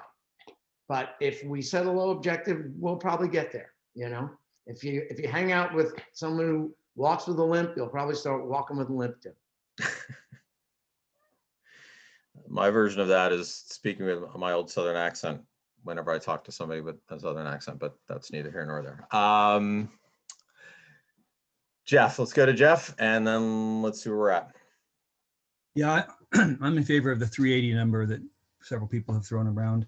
I think that looks pretty good. And I think that I don't think that we won't achieve higher if we can. I think what I suspect will happen here in reality is if we only do the, one of the things I'm worried about is if we put it out there that we're going to be doing both projects and that's what we're setting us up for, then that's the expectation of DWR and people down the line is that's what we're on course to do.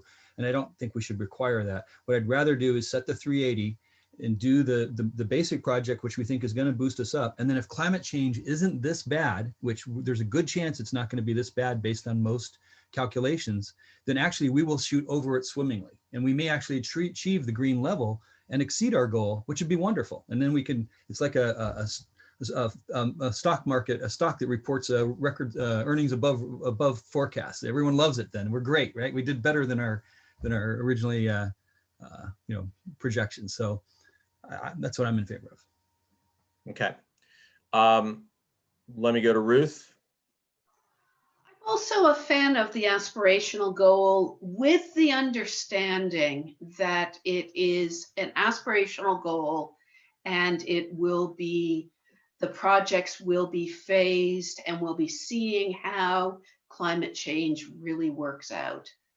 I don't want to set our goals too low, and I don't want to commit us either to being required to do the expensive stuff, but I think it's going to be needed because some of the in lieu is also counting on the water rights from San Lorenzo's part of the reservoir, and that may be very expensive.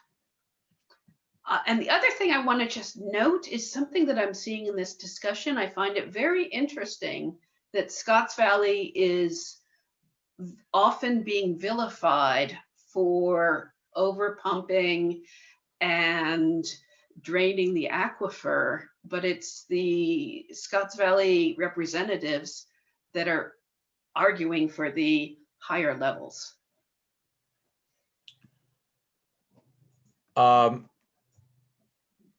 Let's do the, let me go to Doug. Go ahead, Doug. Yeah, I guess I just wanted to make sure folks remain cognizant of the fact, Santa Cruz is looking to try to store some water in these aquifers, and the extent to which we have an opportunity to do that and be able to draw some out in dry years is going to encourage us to be able to do it. So, we need some room to play with, I guess is what I'm saying. And we plan to spend the money one way or the other to be able to do some storage, whether it's here or in mid-county or both. So to the extent that that can factor into where you want to set your goals and how you want to think about the expenses associated with it. We haven't talked about that in detail, and we certainly aren't ready yet to commit to any specific projects, but let's not forget that, that is an interest that Santa Cruz, City of Santa Cruz has. All right. Dave, can I say something, please? Yes. I just want to remind folks that the measurable objective is where we need to be in 2042, and then maintain that for the next 30 years. So just remember that.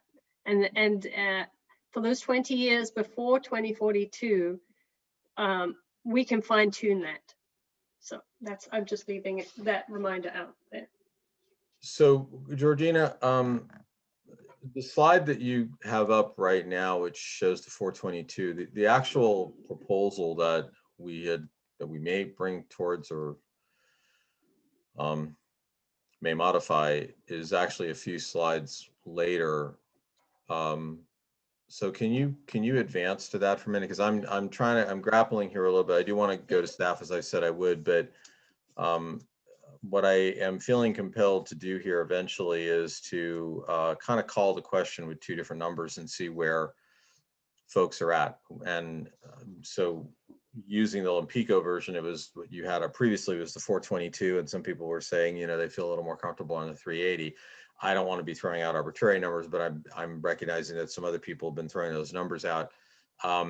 So if we were to go ahead and test where the board is at on the aspirational target, the highest aspirational target versus a modified downscaled version, how would we be rewording proposals to test out where people are at on one versus the other? How would you propose we do that? Because right now we have this as a collective proposal statement for the three different aquifers. Yeah. No, I don't think that we can do that today. I think what we would get is a feeling, if we choose the lower one,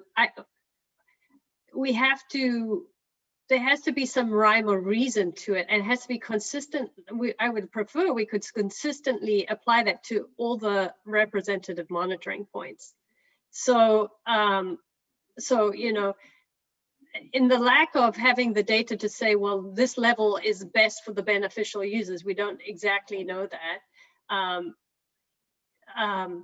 I'm not sure if you just say, well, we look at the historical decline and say we want to recover that 20% or 50, not 50 might be too much, but 50 is kind of where it is now, say 25% or something, you know, just give that, because we need, it's useful to have some kind of numerical thing that can be reproduced.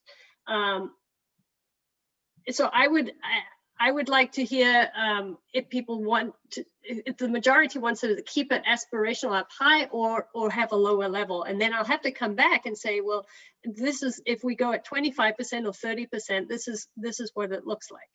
Okay, so that in a manner answers my question, because alternatively we can do just what you said, which is if not, you know, sometime in the not too distant future here this evening, we'll then call the question here and we'll see whether a majority of members of the board support the proposal as is or do not.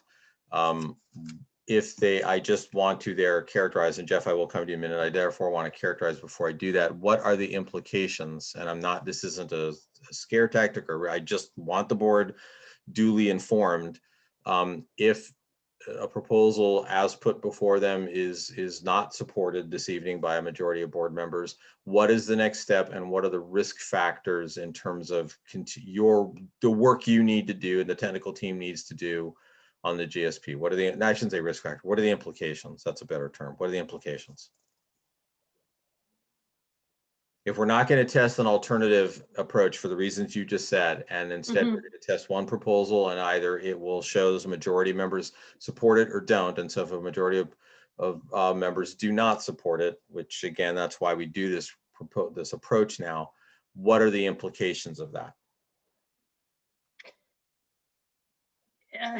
You know, it all comes down to when the section on the sustainable management criteria needs to be completed and put out for review. And that is in, you know, it's in April, at the end of April, we need to have that done. Okay, well, so at the end of April, that's the next time we have another board meeting too. So right. We would be Right. So it's we may need to have another kind of another board meeting before that or something like that. You know. Yeah, I'm not asking that to exasperate you or anything like that. It gets to the point you're making. If the next board meeting is at the end of April, if the section needs to be done by the end of April or as per your prior schedule, I'm not saying that can't be modified, but maybe you can, maybe can't. But if that's what the schedule is, and this does not pass, and I'm not passing judgment on it at all. I'm just saying if it doesn't, I want everybody understanding what the implications are, which is that target date still needs to be, we need to still maintain somewhat fidelity to that target date, which means we probably need to get you going then thereafter on alternative approach. And then that alternative approach has got to be vetted by this board, and that probably can't wait until the end of April. That's all. I'm not passing judgment, good, bad, or indifferent. I'm just getting the playing field understood by everybody. Let's go to Jeff, please. Yeah, I'm just trying to verify one thing. I think I heard that the measurable objective was purely aspirational a number of times, but then I thought I heard that in 2042 that was the goal we were supposed to achieve. Is that correct? Yeah, that's when they would like you to do that. It's still not enforceable. But if you want to create that operational flexibility for avoiding undesirable results, it's recommended you be up there.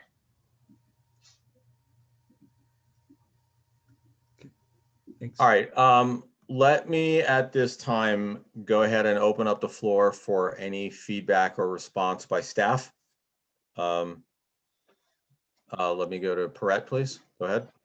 Hi, very, very interesting, and everybody has a lot of good and valid points here. I'm going to speak just for a moment from the perspective of the few of us who wear many hats, that this is just one agency, and today we should be thinking about what benefits and advances the goals of Santa Margarita Groundwater Agency. But if and when we start talking about projects, I think this board unanimously decided this agency is very likely not going to be the entity that is going to be implementing the projects. And if you then look for the water districts or potential other members to be doing projects, they're trying to achieve multiple goals with those projects. So none of those projects that you're talking about might only be done just because Santa Margarita needs it. Santa Margarita Groundwater Agency needs it. So one thing that from water supplier standpoint is very important is supply diversity.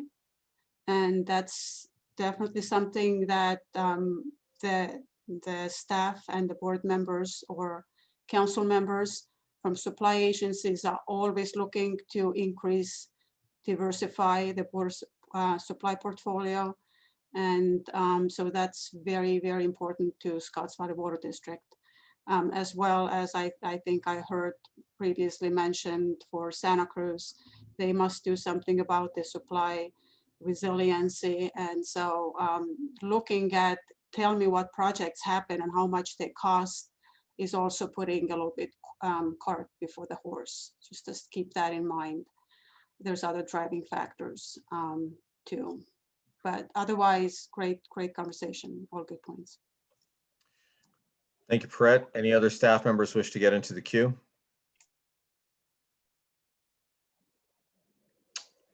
All right, seeing none and hearing none, let's go ahead and open the floor to the public, Nick, and then we will move back to the proposal. All right, not currently seeing any raised hands from the public. If you are a member of the public and you're calling in via telephone, friendly reminder that in order to raise your hand, it's going to be *9 to raise your hand. Raise your hand if you have a public comment to make. We'll unmute you. And seeing none. All right. So we're going to come back to this proposal that is on the screen in front of you. As I'd posed to Georgina, the prospect of trying to come up with alternative proposals to weigh them against each other, she deems as not being practical. So we're going to go ahead and go with the proposal as it sits before you, with the measurable objectives for the respective aquifers being set in the kind of higher end, the aspirational end. So I'm going to go ahead and go around the horn and call the question. And then after that, since we still got one more item that we still need to address, and there are other administrative items, I'm then going to pose the question as to whether folks want to take like a 5 or 10 minute break, given that, and I'm not advocating that, I'm just going to check in on that. So I want you thinking about whether anybody wants to take a break or just keep motoring through, since we are already at just shy of 9 o'clock. All right, so the proposal is measurable objectives in the Lompico, Monterey, and Butano aquifer RMPs are equal to, for the measurable objectives in the Lompico, Monterey, and Butano aquifer RMPs are equal to the seasonal low level projected at the end of water year 2045. So now we're going to go ahead. Director Pollack, do you support? And again, the question is, do you support this proposal or do you not? I'm not going to ask for alternatives because we've already heard alternatives tonight, and we're not really going to try to reconstruct a new proposal. So it's going to be a yes, I support it, or no, I do not. Director Pollack? Yes, I support it. All right, thank you. Director Mahood? Abstain. Okay. Director Stiles? I support this as an aspirational goal. Okay. Director Engfer? Do not support. All right. Director Koenig? No. All right. Director McPherson? No. Director Koopman? No. Director Perry? Yes. Director Smalley? No. Director Dills? No, I did not support it. And Director Cassidy? No. All right, so we have 1, 2, 3, 4, 5, 6, 7 board members that do not support it. We have 1, 2, 3 board members that do support it, and we have 1 abstention. So under current conditions, this proposal would not be recommended for the consultant team to work with. Under separate consideration, the consultant team and staff will need to come back to you all with a game plan on to how to readdress this particular question on the measurable objective. Georgina, let me ask a question to you. Does the outcome of that in any way impact our ability to proceed with the undesirable result question for the same aquifer? Can we proceed with that question? Yeah, I think it is going to. It's going to impact it? Yeah, because it's based off of the green line that you see there. Yeah. All right. Okay, then I'm going to backtrack off of my comment a little bit then. If it in the technical consultant's mind, the subsequent decision about undesirable results is also impacted such that it would make it difficult to really resolve that, then what that means is this agenda item is functionally completed, because we're going to have to come back and come up with a new game plan for the measurable objectives and the undesirable result for these 3 aquifers. So with that, I'm going to propose, well, I'm going to open up the floor one last time to any board comments. And then after that, I'm going to propose that we will conclude this agenda item, and then I'll hand it back over to Director Perry for the remainder of the agenda. So are there any other board comments at this time?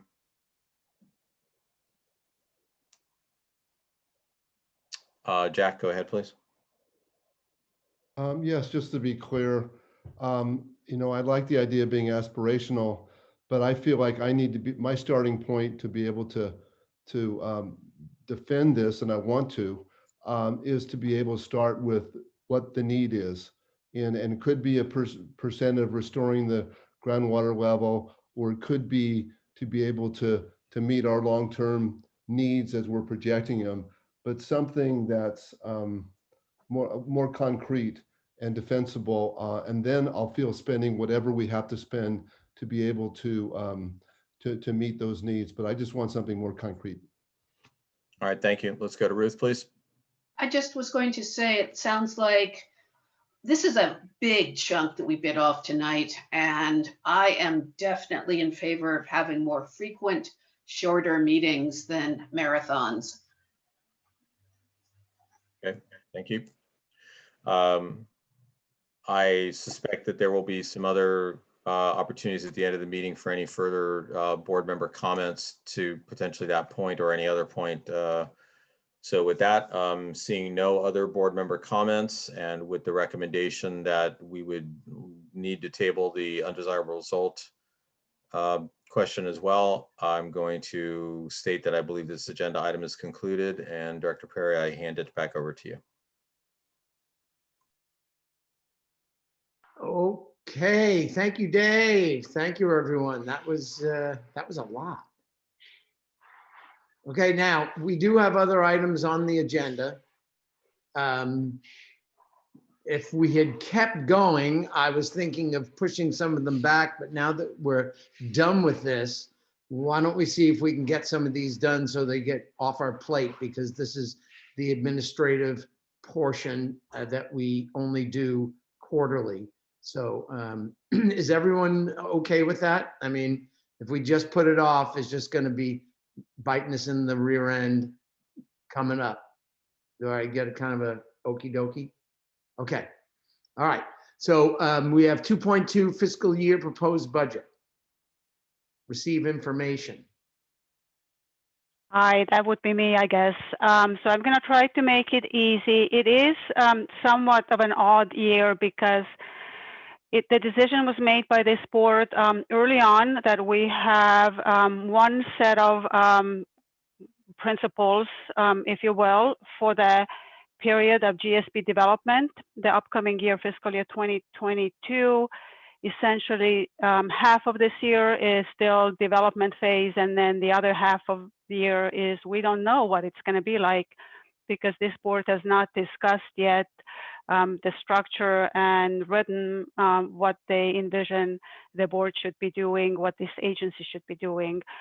This discussion is going to be taken up, but not until we get this a lot of work that Georgina just presented done. So I'm envisioning maybe in August, September, when the draft GSP is out for public comment, is appropriate time for the board to discuss more of the administrative and governance and including the budget item.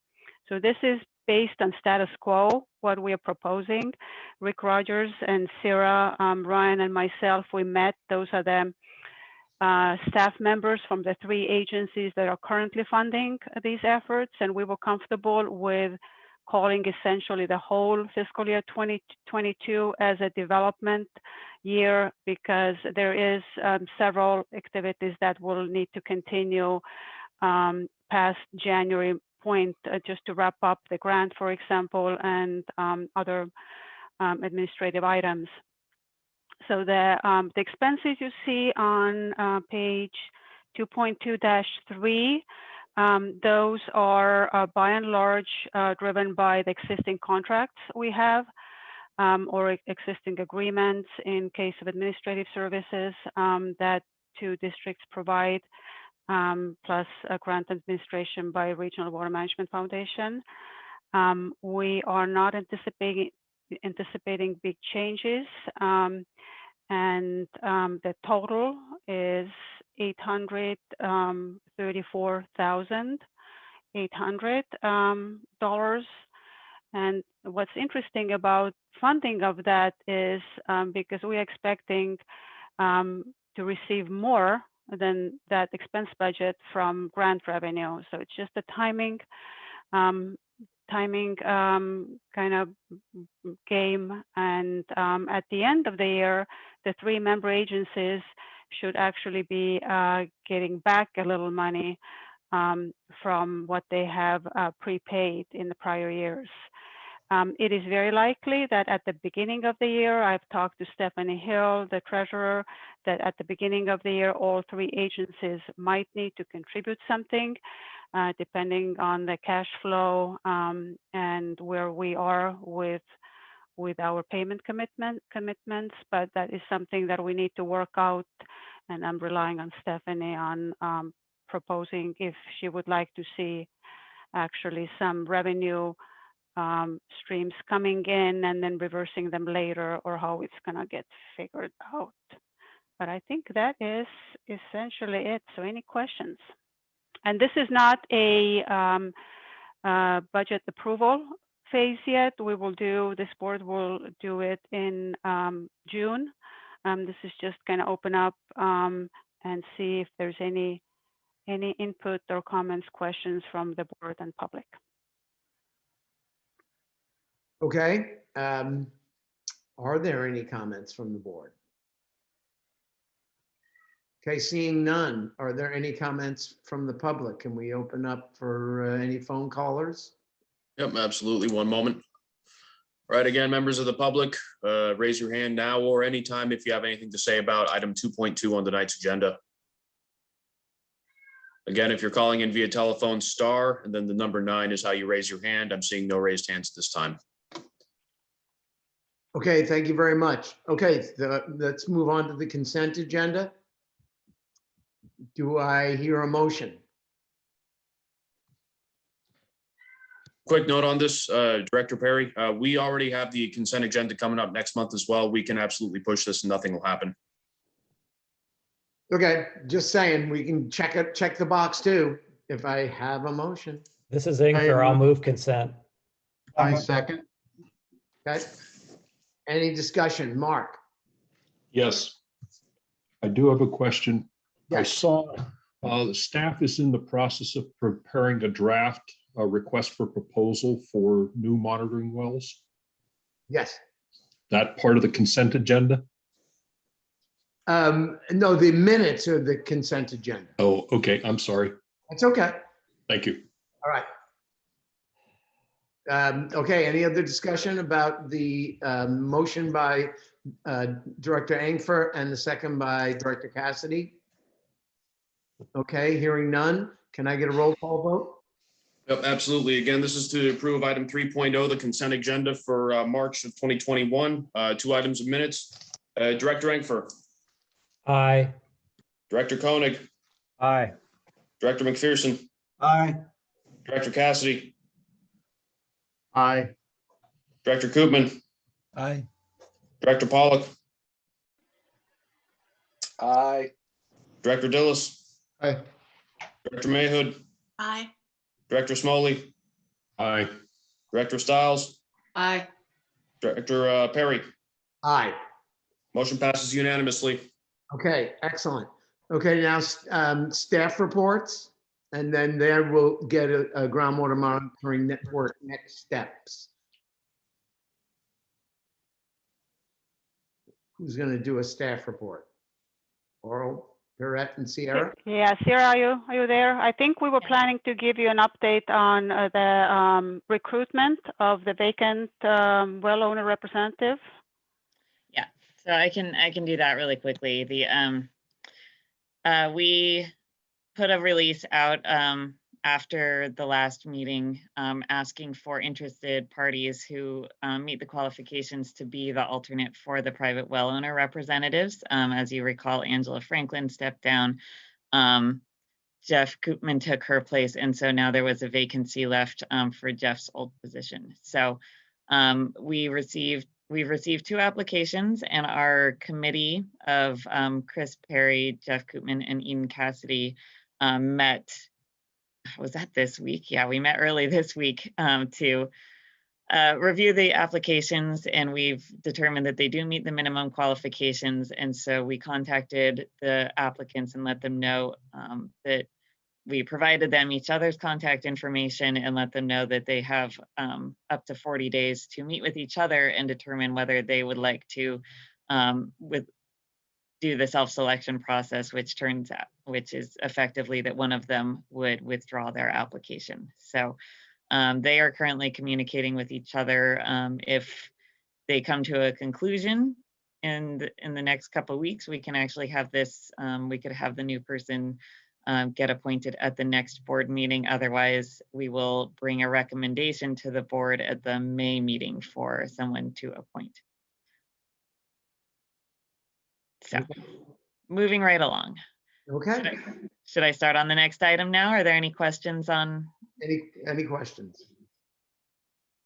Yeah, go ahead. All right. So the next item is it's an informational item about the groundwater monitoring network next steps. As you heard in Georgina's presentation earlier this evening, we do have kind of a lack of understanding of some of the groundwater impacts in areas where we don't have a lot of municipal pumping and monitoring taking place, and that's primarily in the Santa Margarita aquifer, although we do have some wells planned for the other aquifers as well. The staff report outlines where we think we have a gap in our data based on the existing monitoring network, and therefore where we are going to be recommending that we try to identify good sites for new monitoring wells. The process as we see it is going to be an RFP that we are actually going to be ready to release tomorrow. We'll have it open for several weeks, and then staff will be selecting a consultant and bringing a contract to the board for approval afterwards, most likely. So are there any questions about this? I should note that this is something that was approved in the grant, and it is approved in our budget. And I know, yeah, there were a couple questions, so maybe I can take those and respond. So I see Jeff's hand went up first, if you want to go ahead. Sure, yeah, you mentioned that RSP would be going out tomorrow. Does that mean that we're all going to get something automatically, or we have to go look for it, or? Well, we can post the RFP to the website. We'll also be sending it to a list of technical consultants in the state who we think can, I think we have about 15 to 20 consultants on the list. And so just to be clear that this work is just for helping us do the siting and doing the engineering design and getting the permits and doing the oversight of the construction. And it's not the actual construction work itself. That will be a separate contract because it's a public works project and it's a little different. All right. Director Smalley? Yes, I was hoping to have the opportunity, if it's there, to review and provide any comments on the draft. What I saw is the draft request for proposal, but it sounds like it's too late for that. Yeah, it is pretty much ready to go out tomorrow. I was just finalizing some of the information on it. We don't typically ask for board input on those. I'm open to other ideas from staff, but I understand. I don't remember this being discussed at the last board meeting, though. no, it was not. Sarah, if I may add, it was something that Sarah did send to Rick Rogers and myself for input and review. I see. Okay. Okay, thank you. Is that all of the staff report? Anything else? That's everything I have. Okay. Yeah, nothing else from me either. Okay, individual directors' reports. Anyone have anything they want to share? Eden. Yeah, I have an idea that I guess it's my report. It's a question, and this is not meant to let the wind out of anyone's sails. I think we're doing a kick A job here, and we're up against the wall. And Georgina is doing her best to keep up with all of this wordsmithing and last minute attentiveness to these things. And I don't know about you guys, but I don't really make good decisions when I'm under duress. And so we're constantly hearing ideas about more or longer meetings, that we should try to tone down the wordsmithing, and that the initial plan doesn't necessarily matter, et cetera. It can be changed later. But the other things that strike me here are that the pandemic has set us all, we've pivoted marvelously into this mode of working together. But in spite of trying to check out whether or not we were having public participation at the start, I don't really see any. We barely ever have any. We barely hear any. And I have spoken with people even recently, and this is besides just Nick Vrolik, right? I mean, I've spoken to several people who want to participate in this process, but because they live in the mountains and they don't have great internet, or they can't see the slides when they call in on the phone, they're kept from participating. I think it's our duty to ensure a robust and equitable public participation in this process. And I think it would not be crazy, and maybe you guys have already discussed this, maybe you've already sent a request, but I'm sure DWR has gotten more than a few requests asking for a 6-month or 1-year extension on the deadline to complete the GSP. And even if we finish on time, even if we don't need it, I don't think it would hurt to ask. So that's my suggestion as my director's report. Okay, thank you, Eden. Jeff, do you have a report?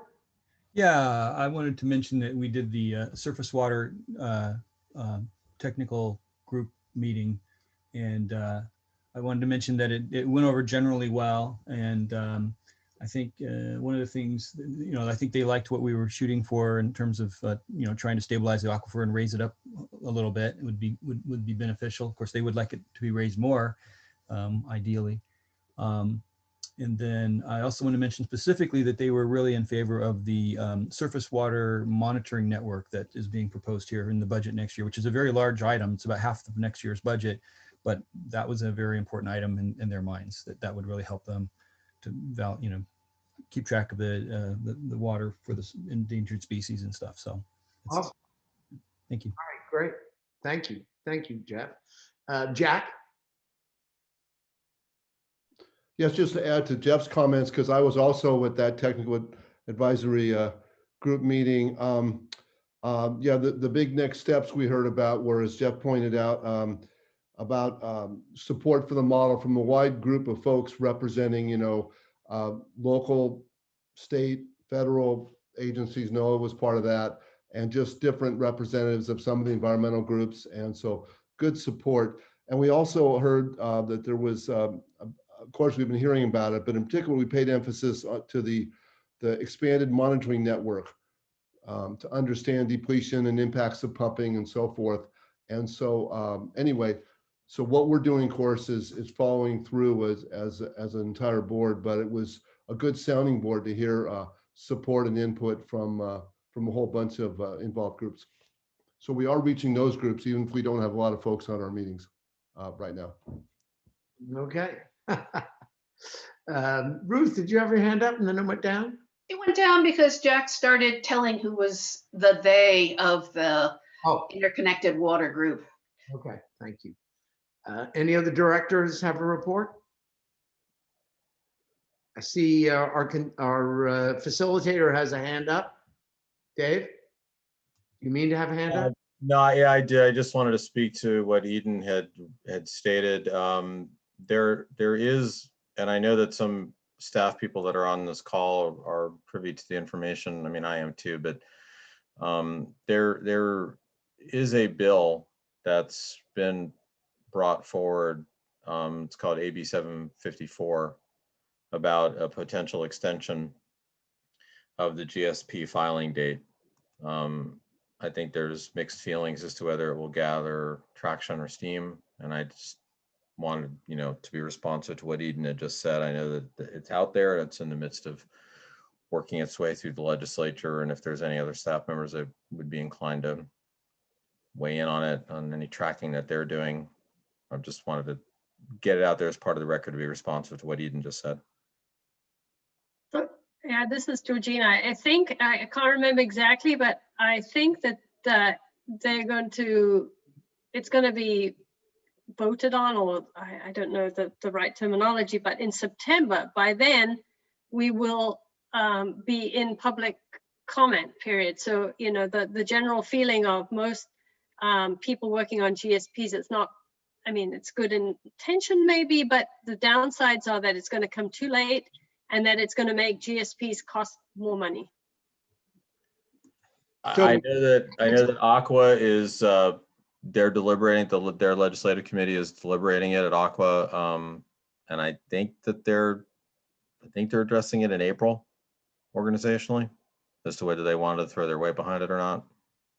So I think that one of the answers to Eden's question that I'm hearing is that this isn't a Department of Water Resources decision. This is a legislature decision.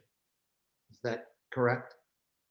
Well, I mean, it's a bill that's being brought forward at the legislative level. I mean, I've heard through the last year that there's been various considerations of how something like this might have been done. And I've had some people tell me that they thought that it could have been addressed through an executive order to extend the legislation, because it wouldn't be the first time something like that's been done. But in this case, it's being treated as a piece of legislation. The Department of Water Resources can't just make that decision. They can't say, okay, you guys get it passed. No, they're not vested with that authority, because at the end of the day, that they're a state agency that is vested with the responsibility to implement law. They can't change law.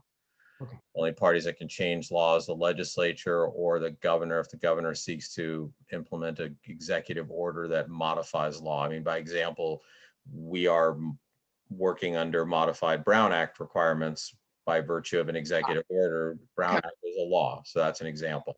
Okay, thank you. Okay, any other reports? Any comments? Okay, you see our future items. You see our informational items and events calendar. And Chair Perry, I'm going to bring up really quickly, because there was some indication that we might need to double up on the board meetings here in the near future. So we will get together with Georgina and see if that's necessary, and you might be seeing a doodle poll or something of that kind from Nick to see. It's tough. I mean, you're all very busy people. Just getting the quorum together on a day that is not on agenda already is going to be very difficult. But if needed, please be responsive to that and get back to your input to Nick ASAP. okay, so that brings me to item number 10. So I'm going to assume we all want to adjourn. I'm going to thank everybody for a vibrant, great discussion. We may not always agree, but we always speak our minds freely. And I really, speaking as one board member, value everybody's input, as vibrant as it is. And I thank Dave and Georgina and staff, and good seeing you virtually, but I can't wait to see everybody in person soon. Okay, thank you so much. Okay. Bye all. Good night. Night all. Right. Thank you. Night. All right. All right.